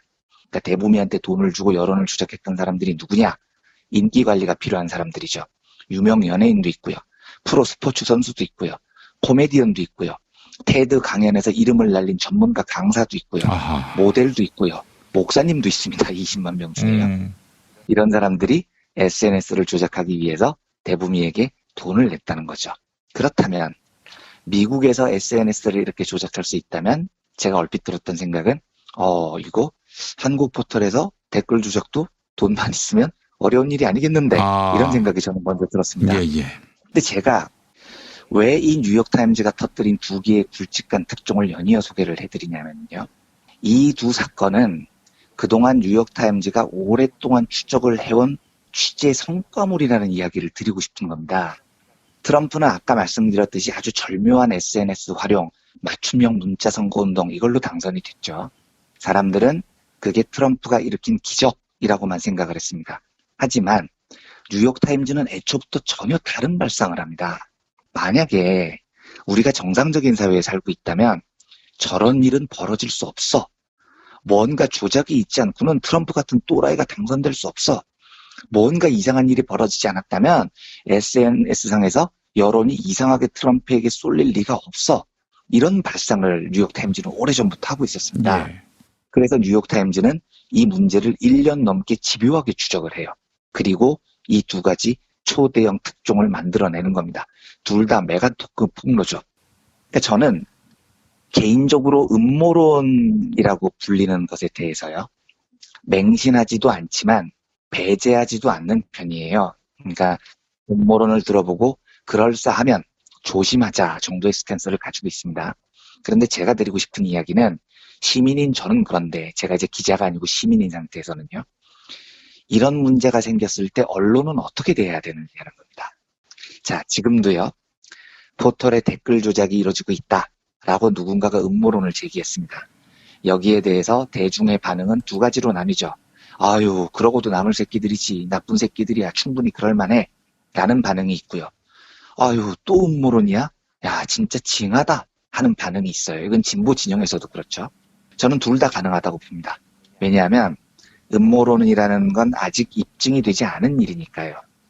그런데 일반 대중은 이렇게 두 갈래로 반응할 수 있는데 언론사라면 달라야 됩니다. 제가 굳이 언론사 이야기를 드리는 이유는 음모론이라는 것에 대해서 조사를 할 수 있는 유일한 기관이 언론사이기 때문입니다.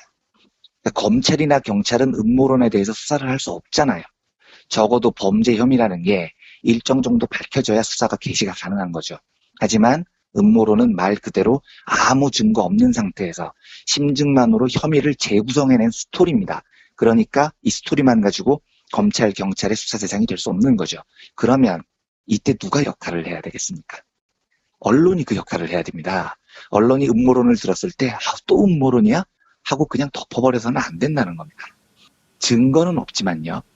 그 음모론이 야 우주인이 한국을 침공하려고 해 뭐 이런 류의 터무니없는 음모론이 아니라면은요. 언론은 지성을 가지고 상상을 해서 모자이크로 스토리를 한번 짜보는 겁니다. 이게 정말로 아예 불가능한 일이냐 아니면 상상을 해보니까 가능할 것도 같은데 이런 생각이 든다면은요. 그 지점에서 사실 확인을 할 수 있는 힘과 능력이 있는 곳이 유일하게 언론사이니까 언론사는 그러면 사실을 한번 확인해 보자 라고 나서는 게 저는 언론의 제대로 된 태도라고 생각을 해요. 예. 그러니까 뉴욕타임즈가 최근에 보도한 이 두 건의 폭로는 사실 시작은 음모론의 상상력부터 시작을 한 겁니다. 이렇게 정상적인 사회라면 트럼프가 당선될 수 없는 거 아니야. 정상적인 사회라면 SNS상 여론이 트럼프에게 이렇게 몰릴 리가 없는 거 아니야. 분명히 뭔가 있을 거야 라는 음모적인 상상이 1년이 넘는 장기 취재에 기반을 닦은 거죠. 예. 그리고 이 큰 폭종을 낳은 겁니다. 제가 이걸 지금까지 한국 언론이 안 했다고 비난하려는 것만도 아닙니다. 저도 기자인데요. 실제로 우리나라 언론은 조금 이해를 해주셔야 되는 게 너무 영세해요. 그러니까 제가 어제도 말씀드렸지만 뭔가 실패를 각오하고 몇 달 동안을 아주 확률 낮은 음모론을 확인하는데 총력을 쏟아부을 만한 언론사가 사실 제가 지금 보기에는 대형 공중파 방송사 몇 곳 이외에는 없습니다. 제가 그런 현실을 잘 알아요. 그런데 제가 말씀드리려는 건 음모론이 터지면 저건 음모론이지 지겹다 하고 거들떠도 보지 않으려는 태도는 문제가 좀 있다는 겁니다. 물론 언론사가 우리는 확인된 사실만을 보도한다라고 이야기를 하면 당연하죠. 언론사는 확인된 사실만을 보도를 해야 됩니다. 그런데요. 확인이 안 된 사실이 있다면 확인을 하려고 시도를 해야 된다는 겁니다. 음모론적인 상상력이라도 그게 일반적인 시민의 정상적인 정서에 기대서 있을 법한 일이라는 생각이 든다면 확인을 해봐야 돼요. 그래야 뉴욕타임즈 같은 대특종이 나옵니다. 여력이 안 돼서 취재를 못하는 건 이해를 할 수 있는데 이건 음모론이니까 하고 덮어버리는 건 그건 조금 제가 수긍하기 어렵다는 이야기입니다. 그래서 언론의 임무는 확인이 안 된 음모론이니까 무시하자가 아니고 확인이 안 된 음모론이니까 확인해보자 이래야 된다는 거죠. 저는 그게 바로 이번 뉴욕타임즈가 보도한 두 가지 대특종이 우리 한국 언론에게 남기는 중요한 시사점이라고 생각을 해요. 요즘 한국 사회에서 음모론에 대한 찬반 양론이 매우 거세게 지금 불이 붙는데 저는 뉴욕타임즈의 보도를 보면서 저도 이제 언론 종사자니까요. 굉장히 반성도 되고 되게 부러웠습니다. 그래서 사회적으로 제기되는 의심을 확인하는 기능, 시도해보는 기능, 그 기능이 언론 본연의 기능이 아닌가 덮어버리는 게 아니고요. 그런 반성을 사실 스스로도 많이 하게 됐습니다. 그런 차원에서 오늘 이번 주 초에 세계 증시를 들썩거리게 했던 페이스북의 개인정보 유출 사건을 기자 입장에서 한번 해석해보는 시간을 가져봤습니다. 네, 오늘 이완배 기자님 말씀 잘 들었고요. 사실 언론은요, 일반 국민들은 메시지보다는 메신저에 대한 인상으로 그 메시지에 참거짓을 가지는 경우가 많은데, 그 나름대로 그것도 의미가 있다고 보는데요. 언론인들은 그러면 안 된다고 생각합니다. 제가 말씀드리는 게 그겁니다. 언론은 그래서는 안 돼요. 또 그 사람이 이야기했어? 그럼 볼 것도 없지. 이거는 언론의 태도가 아니라는 겁니다. 예, 이런 태도로 항상 일관하다 보니까 언론과 시민들 사이에 그 괴리가 생기죠. 예, 이런 일들이 심화되면 심화될수록 언론에 대한 불신만 커져갈 수밖에 그렇습니다. 없다는 거죠. 예, 네, 그렇습니다. 음모론이 왜 나오겠습니까? 기성 언론이 제 역할을 못했기 때문에 음모론이 생성되는 거 아니겠어요? 그렇죠. 이제 그러면 언론이 신뢰를 얻기 위해서는 음모론이니까 덮어버리는 게 아니고 확인을 하고 반론을 하면 되는 겁니다. 예. 그러니까 확인을 안 해서 지금까지 언론이 조금 전반적으로 신뢰가 떨어졌던 게 아닌가 하는 반성을 저도 많이 하고 있습니다. 예, 알겠습니다. 자, 이완배 기자님 오늘 말씀 잘 들었습니다. 네, 감사합니다.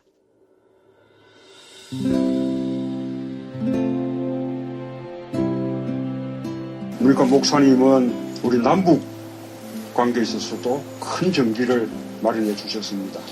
늦봄 문익환 목사 탄생 100주년. 민주화와 통일운동을 위해 11년 4개월간 옥고를 마다하지 않은 행동하는 양심. 오늘 우리가 누리고 있는 이 민주주의 또 문익환 목사님 덕분이 아주 큽니다. 그가 24년 동안 살았던 서울 강북구 인수봉로 통일의 집이 6월 1일 문익환 통일의 집 박물관으로 거듭납니다.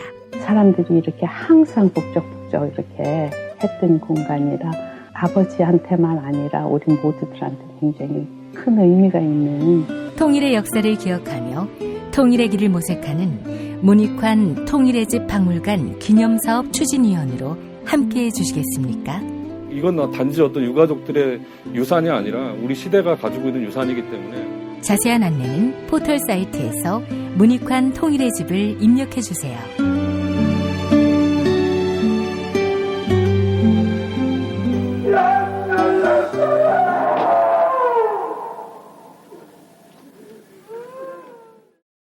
도올 김용옥 선생의 마가복음 강해로 여러분을 초대합니다. 이 마가복음이라는 게 대단히 중요합니다.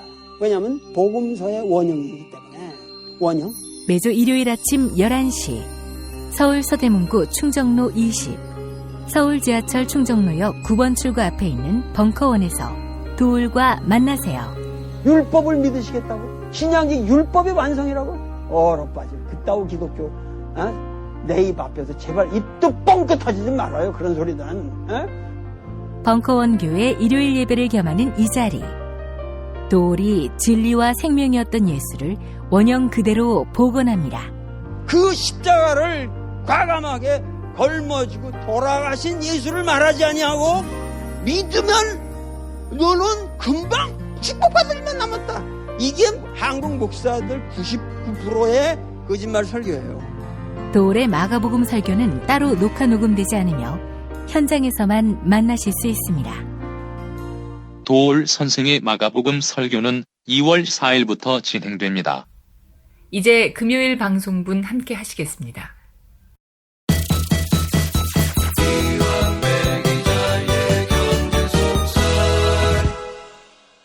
민중의 소리 이완배 기자 함께하겠습니다. 이완배 기자님. 네, 안녕하십니까? 예. 자, 이명박이 구속된 날입니다. 자, 감회가 어떠세요? 아, 정말 행복합니다. 이게 뭐라고 이렇게 행복한가요? 남의 불행을 즐거워하는 것 같아서 찜찜한 마음도 없지 않아 있는데. 저는 그런 것도 하나도 없습니다. 아, 대단하십니다. 하여간 MB는 뭐 이렇게 해서 심판을 좀 받아야 본인한테도 좋은 겁니다, 이게. 심판을 좀 받아야가 아니라 아주 엄하게 받아야죠. 그게 우리나라의 역사에 남기는 굉장히 중요한 교훈이 될 테니까요. 그렇죠. 진짜 이상하게도 누군가가 구속되는 모습을 보면서 이렇게까지 단 1도 동정심이 안 생기고 기뻤던 경우는 박근혜 이후에 처음이었었던 것 같아요. 예, 그래요. 그러니까 이명박을 구속시키는 것도 중요하지만 어떻게 이런 사람이 대한민국 대통령이 됐는지도 우리가 곰곰이 복귀해봤으면 좋겠다 이런 생각을 또 해봤습니다. 자, 우리 이완배 기자님하고는 모레 그러니까 일요일 낮 2시 벙커원 서울 지하철 충정로역 2호선과 5호선이 닿는 벙커원에서 함께 새 책 한국재벌 흑역사 상하권 북콘서트로 함께하겠습니다. 많은 분들이 참여하셨으면 좋겠네요. 예. 자, 오늘 어떤 이야기 준비하셨습니까? 예, 오늘은 어제 예고했던 대로요. 21일에 청와대가 개헌안의 토지공 개념을 명확하게 하겠다고 밝힌 대목에 대해서 살펴보겠습니다. 예. 제가 어제도 말씀드렸듯이 저는 이 뉴스를 들으면서 가슴이 쿵쾅거렸습니다. 굉장히 감격적인 뉴스이기도 했고요. 제가 하루 늦게 이제 브리핑을 하게 되는 바람에 청취자 여러분들께서도 이미 이 뉴스를 많이 들으셨을 것 같아서 간략하게만 정리를 해보겠습니다. 아시다시피 토지공 개념이라는 건 땅, 부동산에 관한 개인의 재산권, 이걸 공공복리 증진을 위해서 제약할 수 있다. 이런 내용입니다. 예. 여기서 핵심은 사유재산인 땅을요, 공익을 위해서 제약할 수 있다. 요 대목입니다. 그래서 이번에 발표한 청와대의 개헌안도 보면 이 개념을 그대로 차용을 하죠. 토지의 공공성과 합리적 사용을 위해 필요한 경우에 특별한 제한을 하거나 의무를 부과할 수 있다. 요 항목을 지금 넣으려고 합니다. 이 말이 바로 사유재산인 땅을 제약할 수 있다는 거예요. 일단 이 이야기는 차차 해보기로 하고요. 우선 토지공 개념 강화에 대해서 지금 벌어지고 있는 논쟁, 공격과 수비 양쪽의 의견을 간략히 요약해 보겠습니다. 예. 공격 쪽이 내세우는 무기는 크게 두 가지로 보여요. 하나는 이념 공세입니다. 자본주의 국가에서 자연권에 속하는 사유재산을 제약하는 게 말이 되느냐, 이건 결국 사회주의적인 발상이다. 역시 문재인은 빨갱이다. 이런 공세죠. 예. 자유한국당 전희경 대변인의 논평이 이랬습니다. 정권의 방향이 대한민국의 정체성인 자유민주주의와 시장경제가 아닌 사회주의에 맞추어져 있음을 재확인시켜주는 충격적인 내용이다. 이렇게 발표를 합니다. 예. 그러니까 한마디로 요약을 하면 빨갱이다. 지금 이 이야기를 하고 싶은 거죠. 두 번째 공격 쪽의 무기는 결국은 사유재산인 땅을 국가가 통제한다면 세금이 오르거나 내 땅을 빼앗길 수도 있으니까 국민들이 현실적인 손실을 입을 것이다. 그러므로 땅을 가진 지주들은 모두 분연히 떨쳐 일어나서 문재인을 타도하자. 이런 주장으로 이어집니다. 재산상의 피해가 있을 거라는 협박인 거죠. 근데 사실 이런 협박은 굉장히 효과가 있습니다. 노무현 정부 때 종부세를 도입했는데 종부세 대상도 아닌 사람들이 야, 나도 언젠가 세금을 왕창 물 수도 있을 거야. 이런 공포심 때문에 참여정부에 대해서 극도의 증오를 드러낸 경험이 우리가 갖고 있죠. 예. 여기에 대응하는 수비 쪽의 반론은 대충 이렇습니다. 일단 이번 헌법 개정안에 나오는 토지공 개념 강화는 전혀 새로운 게 아니라는 겁니다. 그래서 사회주의 이념과는 아주 거리가 멀다라는 반론이죠. 뉴스에도 많이 나오고 있지만 실제로 토지공 개념은 박정희 정권 때 개념이 정립됐습니다. 1978년에 물가 억제를 위해서 토지공개념위원회라는 게 실제로 구성이 됐거든요. 그리고 이때 신영식 건설부 장관 발언을 보면 토지의 사유 개념은 시정돼야 한다. 토지의 공개념에 입각한 각종 토지 정책을 입안하겠다. 이렇게 밝힙니다. 정확하게 공개념이라는 말을 사용을 해요. 그러면 이제 이렇게 반론할 수 있는 거죠. 공개념에 반대하는 니들 주장대로라면 박정희도 빨갱이란 얘기냐 이렇게 대응을 할 수 있게 되는 겁니다. 또 한 가지요. 토지공개념이 본격적으로 우리나라에 제도화된 때가 사실은 노태우 정권 때입니다. 이때도 부동산 가격을 잡기 위해서 토지공개념 3법이라고 불리는 법이 도입이 되죠. 토지초과이득세, 개발이익 환수세, 택지 소유 상한세 이런 것들입니다. 그래서 반론을 펼치는 쪽은 이렇게 답할 수 있는 거죠. 야, 니들 논리대로라면 노태우도 빨갱이겠네 라고 방어막을 칠 수 있는 겁니다. 예. 토지공개념이 도입이 되면 집 가진 사람, 땅 가진 사람은 재산상 손해를 입게 될 것이다 라는 공격에 대해서도 반론을 현실적으로 할 수 있습니다. 그럴 일은 없을 거라는 거죠. 조국 민정수석이 발표를 할 때 보면 토지공개념을 명시한다고 해서 단기간 내에 세금이 추가되는 일은 없다. 이걸 분명히 하더라고요. 예. 실제로 세금이 추가되려면 국회에서 법이 만들어져야 되니까요. 그건 청와대가 어떻게 할 수 있는 일이 아니니 그건 현실적으로 굉장히 먼 얘기라는 겁니다. 그리고 실제로 토지공개념이 현실화돼도 이게 제 생각에도 그런데요. 이게 일반 서민들한테는 아무 영향이 없을 겁니다. 결국은 투기 세력이나 하라는 연구개발은 안 하고 부동산 사재기나 하는 재벌들에게나 영향을 미칠 겁니다. 이게 당연히 반론의 논거가 되죠.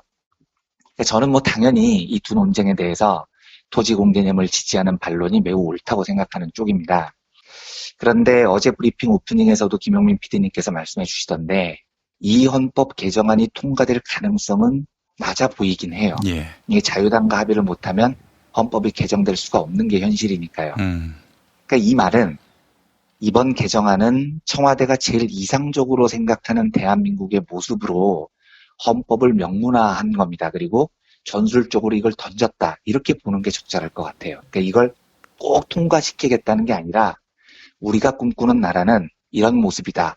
라는 걸 선언하는 차원으로 저는 받아들여지더라고요. 그래서 저는 토지공개념을 명시한 대목을 매우 지지하지만 이게 여야 합의로 통과되기는 어려울 거라는 생각이 듭니다. 자유당이 이걸 받을 리가 절대 없어 보이기 때문입니다. 예. 근데 제가 주목하는 건 이겁니다. 이 문제가 합의되기 어려울 거라는 걸 청와대가 몰랐을까요? 아니면 더 나아가서요. 제가 제일 놀랍다고 생각하는 대목이 이건데요. 이 문제를 제기를 하면 문재인 정부는 빨갱이 정권이다. 사회주의 정부다. 이런 이념 공세를 받을 걸 몰랐겠습니까? 그러니까 노무현 정부가 종부세를 도입했을 때에도 엄청난 이념 공세를 받았습니다. 그런데 헌법 개정안은 차원이 완전히 다른 문제예요. 무려 헌법에 토지 공개념을 사유재산을 제한한다는 개념을 명확히 하겠다는 겁니다. 당연히 이건 엄청난 논란이 예상되고요. 엄청난 이념 공세를 각오해야 됩니다. 이걸 청와대가 몰랐을 리가 없죠. 알고 있었을 겁니다. 예. 그러니까 제가 이번 개정안을 정말로 높게 평가하는 게 바로 이 대목입니다. 사회주의자니 빨갱이 정권이니 하는 이념 공세를 충분히 예상하고도요. 이걸 용감하게 발표를 했다는 겁니다. 우리나라는 역대 모든 정부를 봐도 이 이념 공세를 굉장히 두려워합니다. 그래서 사회가 전체적으로 사회주의, 빨갱이, 이 프레임에 덫에 갇혀 있습니다. 정치인들도 마찬가지예요. 이걸 두려워합니다. 그런데 문재인 정부는 이걸 충분히 알고 있으면서 당당히 맞선 거죠. 그래서 저는 이걸 보는 순간에 역대 어느 정부가 이렇게 용맹스러웠나 하는 감탄이 들더라고요. 실로 용맹스러운 제안이 아닐 수가 없는 겁니다. 이걸 조금만 이론적으로 살펴보겠습니다. 자연권이라는 말이 있습니다.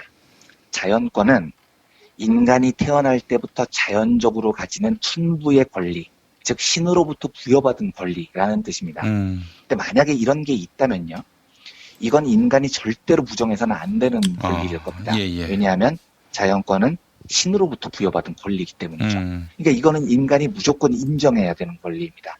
그래서 실제로 서구에서 산업혁명이 일어나고 새로운 법질서 체계를 막 만들 때 이 자연권에 해당하는 건 무조건 아무 조건 없이 당연히 인간의 법에 포함이 됩니다. 보장을 시키는 거예요. 예를 들면요, 생명권, 이거 자연권입니다.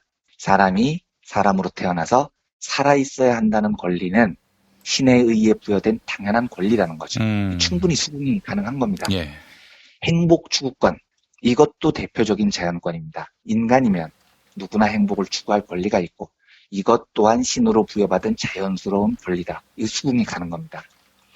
억압받지 않을 권리, 누구에게도 구속되지 않을 권리, 이걸 이제 자유권이라고 하는데요.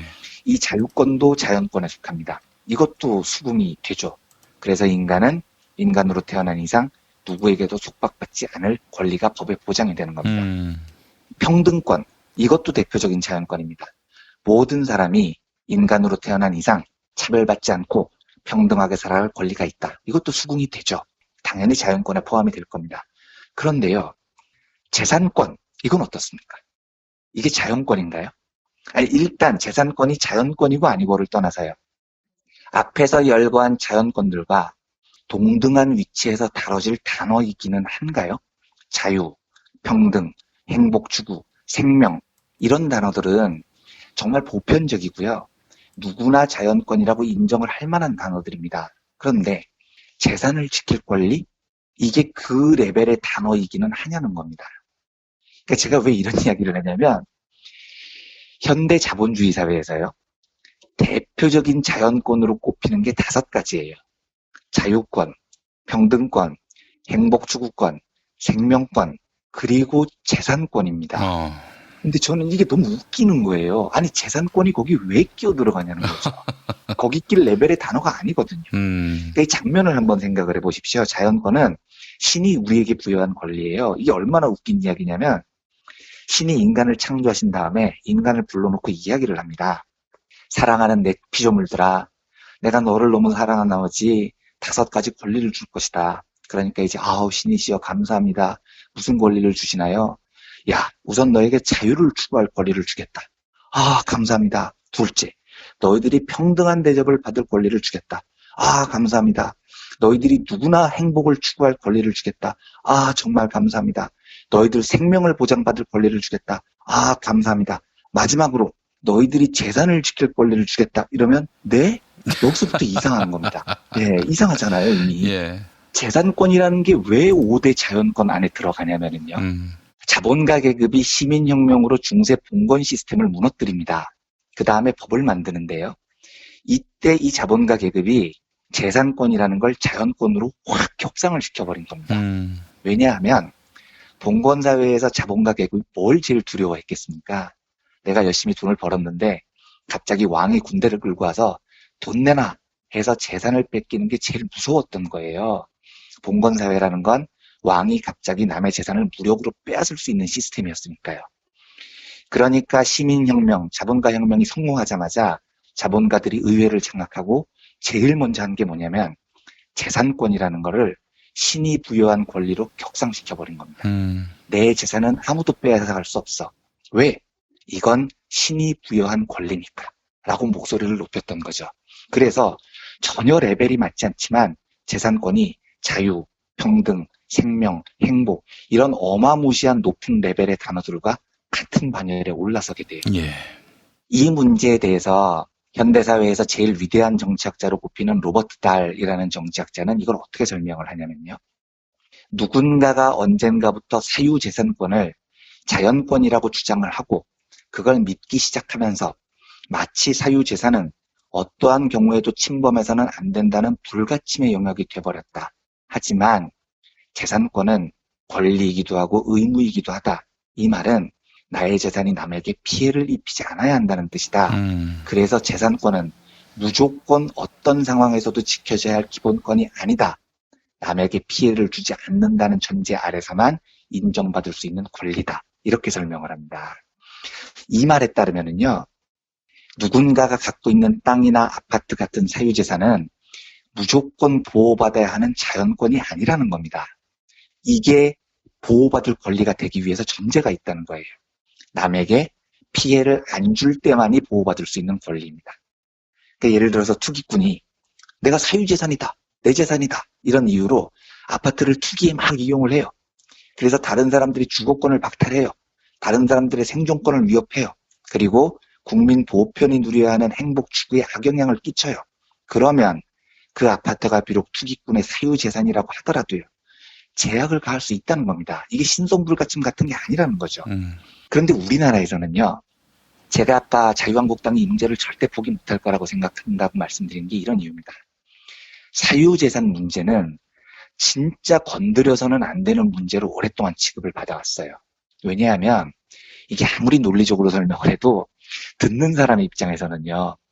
공익을 위해 사유재산을 제한할 수 있어 이런 이야기를 딱 들으면 내 재산도 뺏길 수 있겠다 이런 공포심이 들어요. 그래서 본능적으로 반대를 합니다. 그런데 여기에 이제 김용민 PD님 표현대로 조자 동맹이 가세해서 빨갱이가 등장했다 하고 이데올로기 공세를 씌우면 이 주장을 했던 사람 하나 바보 만드는 건 일도 아닌 거죠. 그러니까 이런 문제 때문에 특히 정치인들 중에서 사유재산 문제를 건드리는 사람을 제가 본 적이 없습니다. 그리고 이런 이념 공세 때문에 한국 사회의 지성 풍토가 심각하게 퇴보합니다. 제가 아까 말씀드린 로버트 달의 사상, 남의 권리를 침해한다면 사유재산도 제한할 수 있다. 이게 그렇게 이상한 이야기가 아니거든요. 예. 청취자 여러분들께서도 동의하지 않으실 수 있지만 이런 이야기를 한다고 빨갱이다 이렇게 폄훼를 해버리면 토론조차도 못 해보는 겁니다. 그런데 우리나라는 지금까지 그랬어요. 사유재산 문제를 건드리면 빨갱이다, 종북이다 이 프레임에 걸려듭니다. 그래서 웬만하면 아무도 못 건드렸던 문제인 겁니다. 이게요. 게다가 문재인 정부 입장에서는 부동산 문제는 노무현 정부 때 종부세로 엄청난 역풍을 맞은 기억이 당연히 있겠죠. 제가 작년에 보유세 문제를 브리핑 드리면서 보유세를 도입하면 좋은데 쉽지는 않을 것 같다 이렇게 말씀을 드렸습니다. 왜냐하면 이 정부에 노무현 정부 때 실패의 트라우마가 당연히 남아있을 거라고 저는 생각을 했었습니다. 그래서요. 이번 청와대가 제시한 토지 공개념을 명백히 한 헌법 개정안은요. 정말로 놀랍습니다. 너무나 뻔히 이데올로기 공세를 받을 만한 주제인 거를 담대하게 제시를 합니다. 이제부터 문재인 정부는 사회주의 정권이다. 사유재산을 침해하려 한다. 이런 조자동맹의 벼라비를 지랄이 시작될 겁니다. 그런데 청와대는 그걸 각오를 하고 감수를 하고 정상적인 논의를 시작할 근거를 제시한 겁니다. 그래서 저는 정말 기쁜 거예요. 이 정의로운 용기에 진심으로 박수를 보내고 싶습니다. 이걸 누군가가 해야 되는 일입니다. 한국 사회에서요. 사유재산 문제는 남에게 피해를 끼치지 않는 한 보호되는 것이고 남에게 피해를 끼친다면 제한돼야 한다. 이 이야기를 언젠가 한번 우리 사회에는 공론화를 해야 됩니다. 그런데 70년 넘게 아무도 공론화하지 못했죠. 빨갱이 소리 들을까 봐요. 하지만 문재인 정부는 참여정부의 실패의 트라우마도 잘 접어냈고요. 그리고 정말로 중요한 아젠다를 용맹스럽게 던졌습니다. 그래서 이 용맹스러운 제안이 제 가슴을 되게 많이 뛰게 했어요. 그리고 이 제안을 바탕으로 많이 논의되면 좋겠습니다. 이게 사실은 헌법에 통과가 되지 않아도 괜찮아요. 통과가 되면 좋겠지만 통과가 되지 않아도 과연 공적인 이익을 위해서 우리나라 사람들이 제일 중요하게 생각하는 사적 재산인 토지권을 제한할 수 있느냐 없느냐 이걸 가지고 치열하게 논쟁하는 것만으로도 한국 사회가 훌쩍 성장을 할 겁니다. 그리고 이 논쟁으로 인해서 문재인 정부가 만약에 빨갱이 정부다, 사회주의 정권이다 라는 공격을 받아서 지지율이 푹 떨어지는 현상이 벌어지지 않는다면 한국 사회는 정말로 역사적인 한 걸음을 내딛는 거죠. 이념의 굴레를 벗어던지고 이성적인 논의를 할 기반을 닦은 겁니다. 굉장히 훌륭한 제안이었고요. 이 제안을 통해서 사회주의 빨갱이 프레임을 버리고요.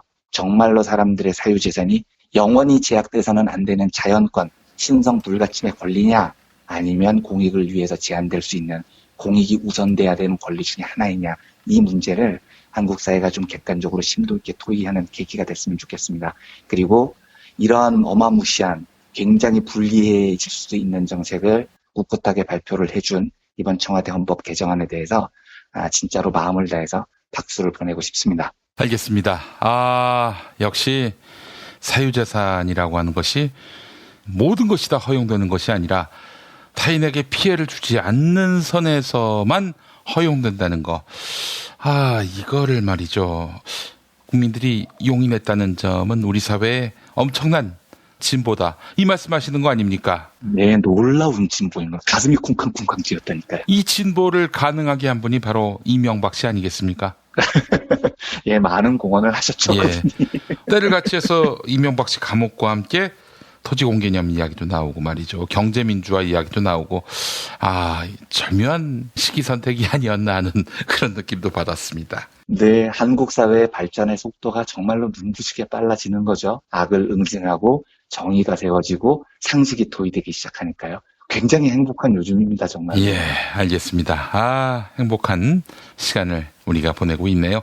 자, 이완배 기자님, 저희는 일요일 낮 2시 서울 벙커원에서 토크 콘서트로 함께하고요. 방송으로는 다음 월요일에 다시 뵙도록 하겠습니다. 네, 감사합니다. 부모님의 생신 또는 기념일에 아주 특별한 선물을 준비하고 계십니까? 부모님의 소중한 일생을 되돌아볼 수 있는 기억의 책을 선물해보세요. 부모님의 어린 시절부터 젊은 시절 그리고 노년에 이르기까지 그 누구보다 치열하게 살아온 삶의 여정을 한눈에 모아볼 수 있도록 최고 100장까지 들어가는 사진첩과 더불어 기자들이 직접 인터뷰를 통해 작성하는 생애사까지 더해져 오직 부모님만을 주인공으로 하는 세상에 다시 없을 고품격 기억의 책을 10년 노하우로 특별 제작해드립니다. 200페이지 분량 12권에 2부까지 함께 드리는 구성으로 440만 원에 모십니다. 한평생 가족을 위해, 자녀를 위해 헌신해 오신 부모님. 아주 오래 기억에 남을 뜻깊은 선물. 지금 신청해 보시죠. 평범한 사람들의 아주 특별한 기록. 기억의 책 만민보. 문의전화 1877-1419 1877-1419 민중의 소리.